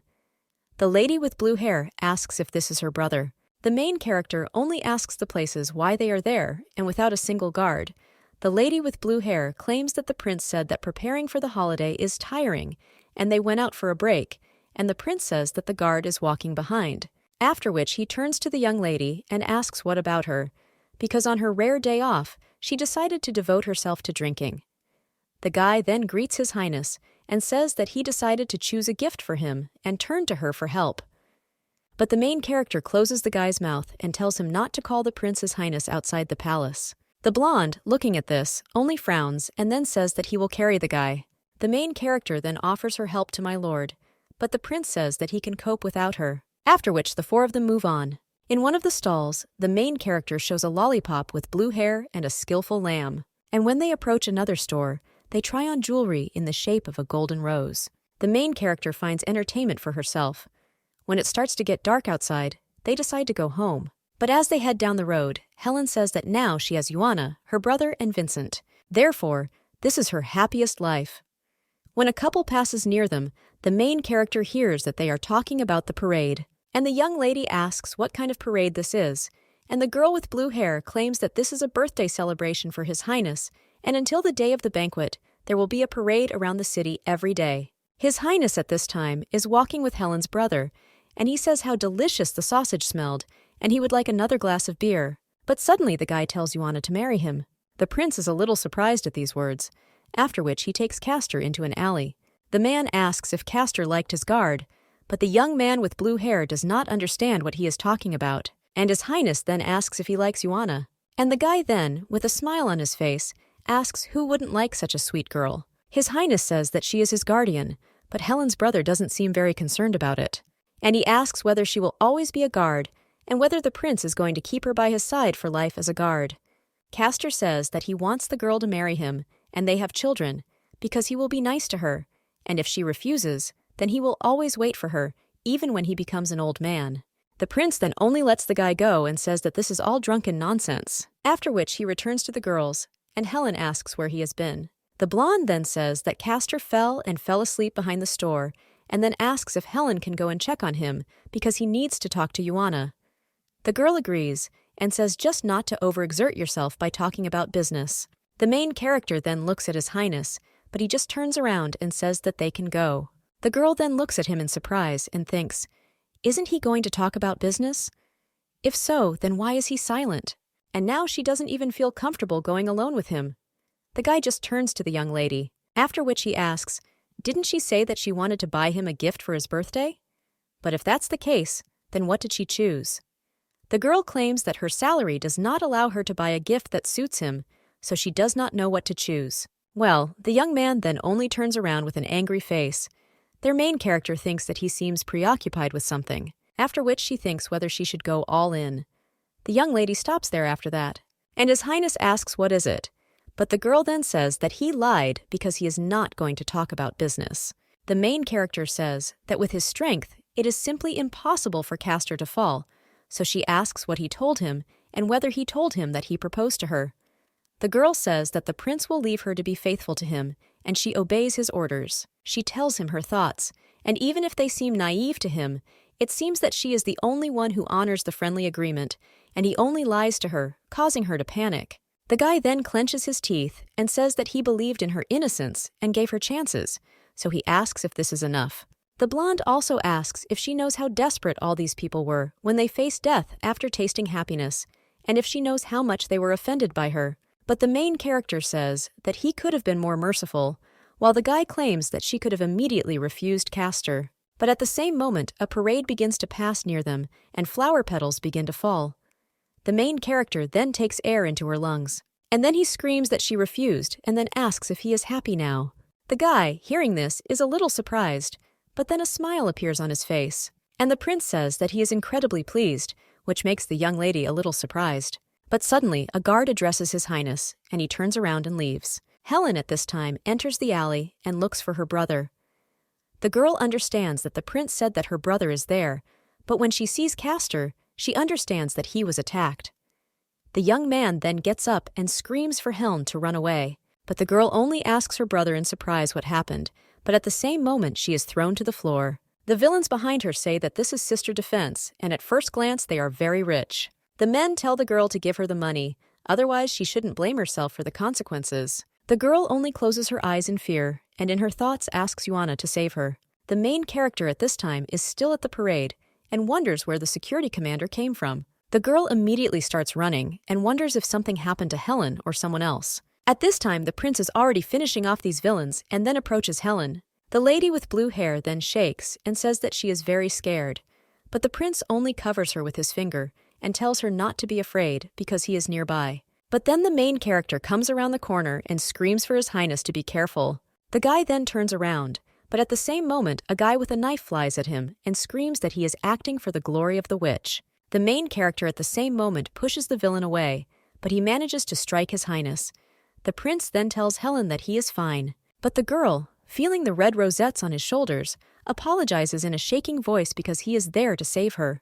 Then the blonde just claims that he is very happy because the girl hugged him for the first time. You pushed me away and did not lose consciousness. And this is just a small wound, but he never thought that she would bring him such happiness. Therefore, the guy also asks if he can be so close to her in the future. The young lady says that he and only he will never push him away again. Well, the guy clearly doesn't feel very well. Ivan's heroine understands that she needs to calm down. After all, Helen is saved, and this is the main thing. And the girl, looking at the guy lying under her, thinks that a witch is involved in all this. The girl then turns to the guard and says that you need to shut them up, but the man says that they have all already passed away, so it is too late. A little time later, at the royal palace, the main character thinks that it's finally all over. But if Castor had not come to Helen, she would have been freed earlier. The girl claimed that Miss was already sleeping, so they would not see each other today, and understood that their family ties would turn out to be very strong. But the girl thinks that this incident with the witch is a very strange thing. How could they know that His Highness would leave the palace and why they pretended to be robbers? Now one of the servants tells Miss Yuana to come in because His Highness wants to see her, and the girl agrees. And when he opens the doors, he sees the emperor there and greets him. The man says that there is no need for officialdom because it's already late and tells the girl to go sit down. But when the young lady does so, the blonde only pulls her closer and tells her father that this is his personal guard, whom he was so interested in. And the guy also asks if her beauty is not enough for her to be next to him. The man says that the girl is very beautiful and tells his son that he was always very weak and also loved to play in the palace, so he is very worried about him because the witch is very dangerous and he does not want the guy to suffer again. After which he turns to the lady and thanks her for taking care of her son. Then the emperor rises from his seat and says that he will go to rest and wishes everyone good night. The guy then says goodbye to his father, and the main character wishes His Majesty good night. But then she looks at His Highness's hand and asks about what happened today. The guy just says that he is sorry, after which he removes his hand and says that this is all for his father. The prince says that he is surrounded by all these women to help him stabilize the situation in the kingdom, and he needs to choose a partner for marriage because it is the right decision. However, if you take a woman too seriously, make concessions to her, make her guards and leave her near him, then he will think that he has forgotten about the duties of the heir, and it is better if he thinks that the reason why the girl is still with him is this beauty. The main character, looking at the guy, thinks why he suddenly explains all this, although she guessed that he behaves this way with princesses in order to keep them at a distance from you. The prince then says that of course, it's good that the girl refused this guy Castor, and he will try to be more honest with her, but he asks if the young lady understands that she may not get anything. The guy's ears turn a little red, and he wonders if the young lady will answer something to what he said to her at the fair, because he said many things so impulsively to influence her. The guy realizes that he was always just a decoration in a glass box, surrounded by a crowd. Many wanted to get close to him, but he always built a wall. But now it looks like there is a key to open this box. The main character then asks His Highness how she can marry him. And the guy just asks in shock what she said, and the young lady asks Togo to tell her what she should do if she wants to marry him. The young man then only looks away and says that a commoner is forbidden to become part of the royal family. But the main character claims that she is also a princess. However, the guy replies that he sent a man to check, and there is no evidence that she is a princess in even one kingdom. Hey, the girl is a little puzzled then, and says that then she needs to double check. And the guy says that, however, commoners can find a way to become a nobleman, and some maids can become adopted daughters and nobles, and also receive a title. But this is always accompanied by dirty scandals that pose a danger to the royal family. Men can become nobles if they are honorary knights. This recognition is received from the royal family, and at the same time, the knight is a lower-ranking nobleman, and it is difficult to obtain a higher title. The girl says that she understands, but the prince then asks her why she asked this and if she likes him. And the main character then confidently says that she likes him, and the guy only says that it's somehow invisible to her. And Yuana then suddenly kisses him, which causes the guy to be shocked. The main character kisses him passionately, after which she pulls away and asks if he believes him now, because she wanted to start with friendship with him, but now she has changed her mind. The young lady claims that recently there has been increasing unrest in the capital, so she will find solutions for him with the witch, after which Yuana heads to the door and wishes His Highness good night. When the young lady comes out, the prince thinks that this is very nice. And as she lies down on the sofa, she wonders if such a girl really exists in this world. Well, the prince still thinks that it's a pity that she is not a princess, and he also thinks whether the next princess will surprise him. The young lady, when she leaves the room, realizes that although she knows that this is a winning strategy, and she's quite a bit attached to this guy, but the girl still blushes and thinks that this is very embarrassing.